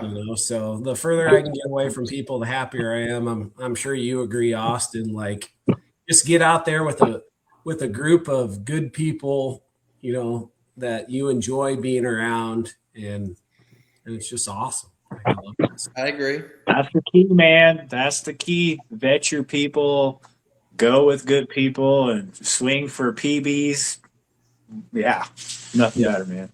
Yeah, nothing better. Well, so last cast, it's your time to send off, like pimp your YouTube. You can talk about like some nice message to send people off. I'm sure Bobby has a good one, and just wrap her up from there.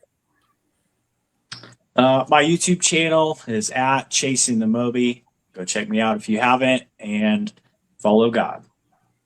Amen. That's all. Amen. What do you got, Bob? You got a good message to send us off with? Yeah. We appreciate all of y'all tuning in, listen to us cut up, and unfortunately you had to look at Spencer's face, but that's okay. It's a small price to pay. No, but we appreciate all of y'all's support, and hopefully y'all go out and catch some PBs here soon. But at the end of the day, go out there and have fun, and we'll catch y'all next time. For sure. What do you got, Adam? So my last cast is Spencer. Congratulations on the bun in the oven. Thank you. Joining the fatherhood club is the best thing you'll ever do in your life. I'm excited. And we'll just pray for you and Ella that everything comes out like it ought to, and you're going to love it. I'll take it. And I appreciate it immensely. And I'll take all the prayers, all the luck, all that stuff, man. Like, I'm not too proud to think I can do everything on my own. And I'm excited. I'm excited to just meet them. You feel a movement, you see a toe pushing on the belly or something, but kind of want to see that toe in person. So I'm excited. We're 2 weeks out and everything's looking good. So you never know until that day comes for sure. But all signs point to good, and fingers crossed they continue that direction. So there's not a close second. It's the best. Yeah. I'm really excited. So, Bobby, I do. Gotta be hungry by now. What? Bobby has to be hungry by now. It's been at least 30 minutes before he's ate anything. I was thinking about it too. I'm gonna stop at McDonald's I do. for 20 minutes and pick up spinach salad, and I'm gonna eat it on the way to work. Yikes. I believe you. I don't doubt you for a second, Adam. What were you saying, Austin? It was a pleasure to virtually meet you, Adam, and Bobby as well. Yeah, you too, buddy. Perfect. Give me a holler. Next week, we're going to have a podcast focused on chasing state records. So I'm really excited about that. We're going to have a bunch of state record holders on here. You probably can imagine some of them. I'm going to pick their brains, and hopefully some of that information translates to everyone else. I'm sure I can guess one of them. I think maybe two. Probably. Might even be able to guess all three. Austin can, I bet. because you know one of them. Yeah. One in my neck of the woods. That makes it easy, yeah. So I know My- 2 of them you're gonna. Micah. Micah's not, who's in your neck of the woods? Danny. Danny. Danny Mayer. Oh, no. I should have him on. I'm an idiot for not thinking of him. That's Well, why you're just an idiot in general. you're right. You're right. But now we have additional evidence that To support that. It was fun, guys. Yeah. I had a good time. Thank you guys for hopping on. Thank you to everyone Thank who you. took time to listen.